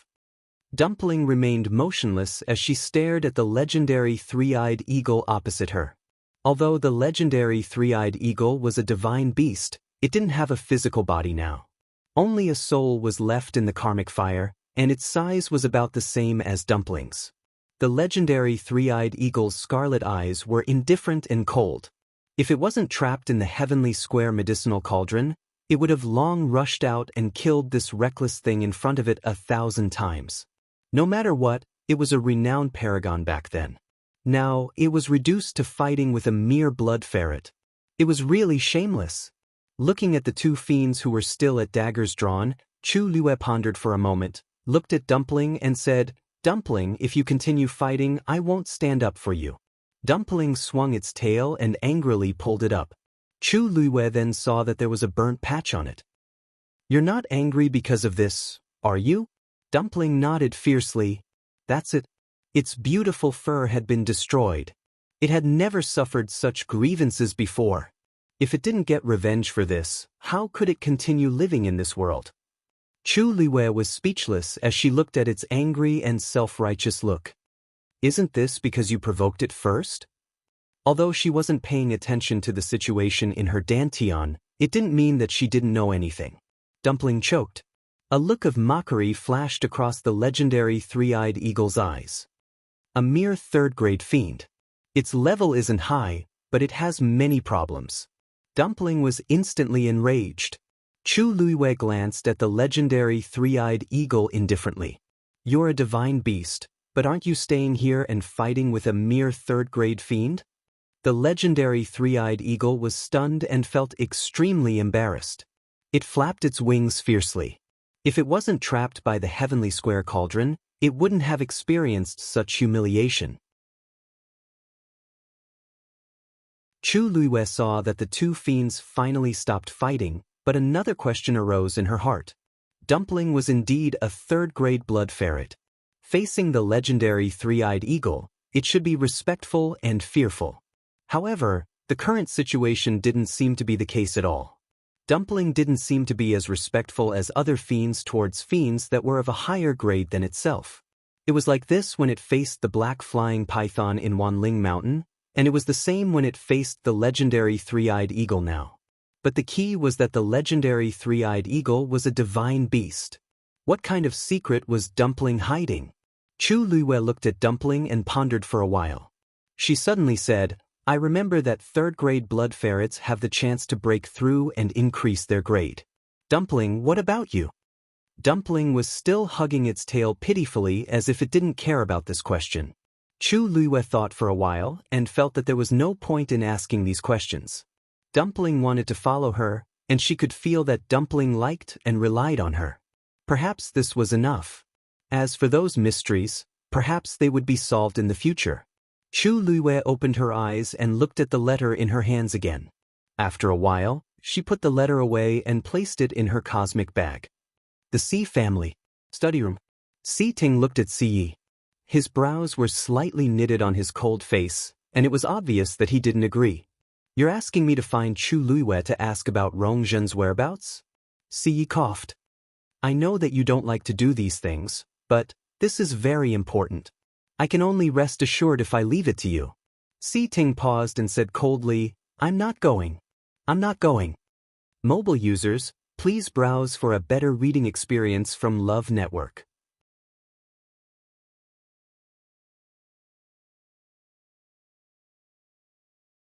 Chapter 333. Si Yi had already expected Si Ting to reject him, so he wasn't surprised and patiently persuaded him. "Si Ting, I know that you have dealings with Si Yang and Chu Luiwei. This isn't difficult for you." "Master, I can't follow your orders."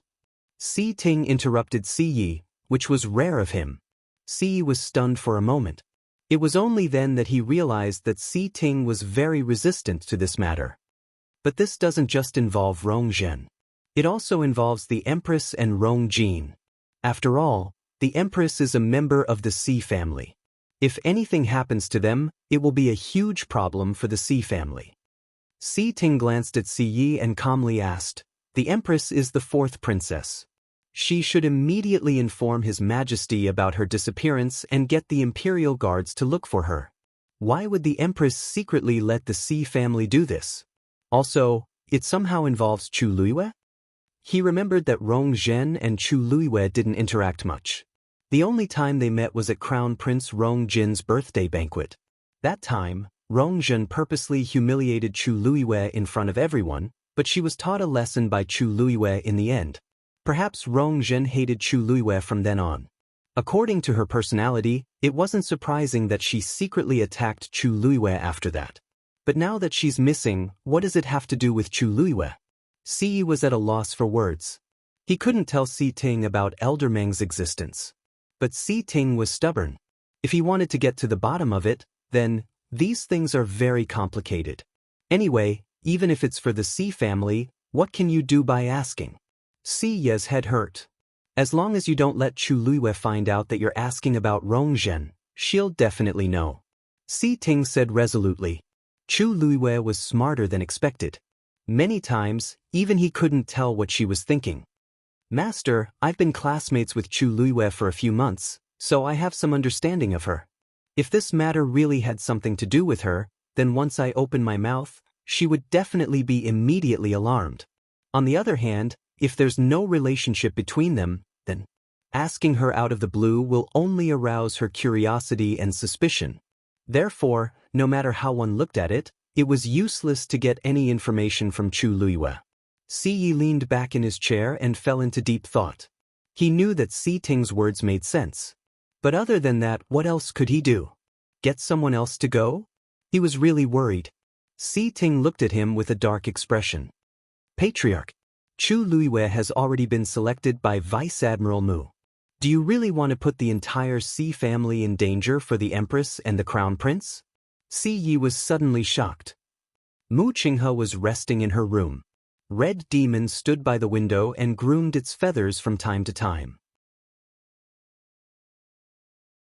The wounds from the previous fight had already healed, but it still felt that it had affected its image, so it had been staying obediently for the time being. It wanted to wait until it was completely healed before going out. Once bitten, twice shy. I've taught you this lesson too many times. If you don't listen, you'll be the one who suffers in the end. Mu Qinghe glanced at Hong Yao and poured herself a cup of tea. Hong Yao pretended not to hear anything. Mu Qinghe looked at the rising white smoke without any expression on his face. "You're only a 7th grade fiend now. How dare you fight with a divine beast?" Hong Yao froze.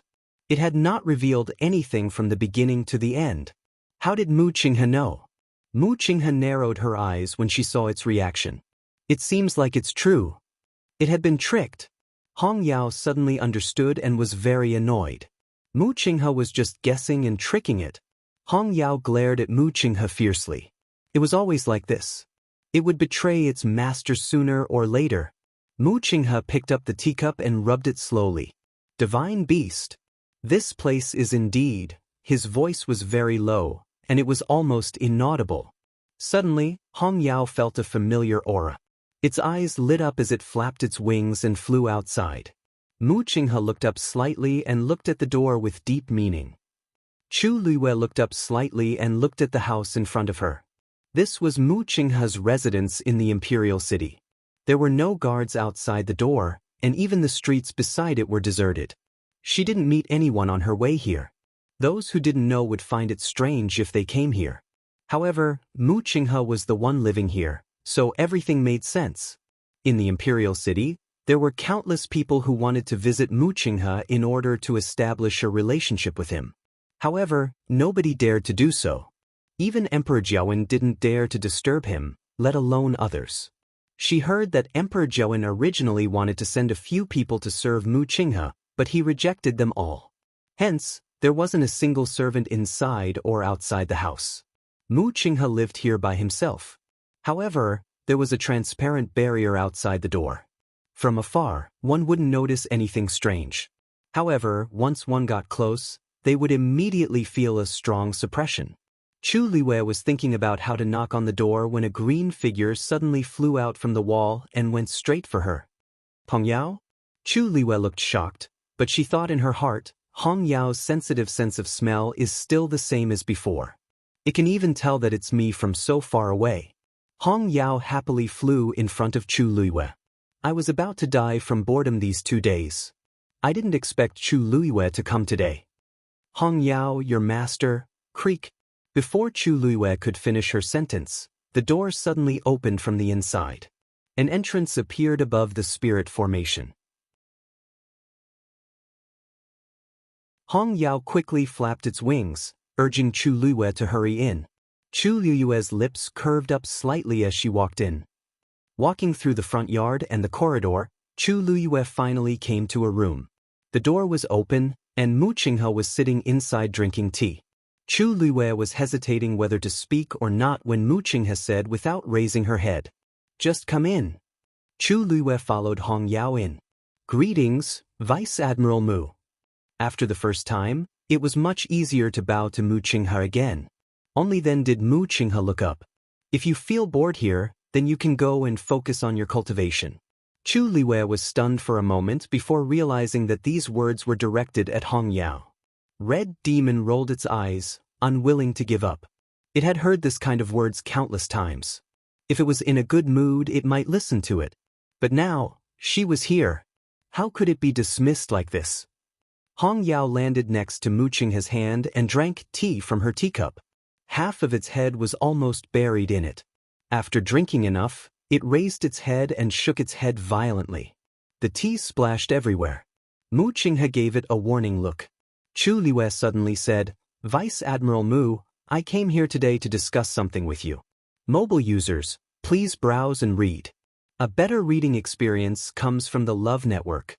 You're tuning in to the Wang Lin's Journey YouTube channel. Don't forget to subscribe and join us on this journey to catch the most captivating stories."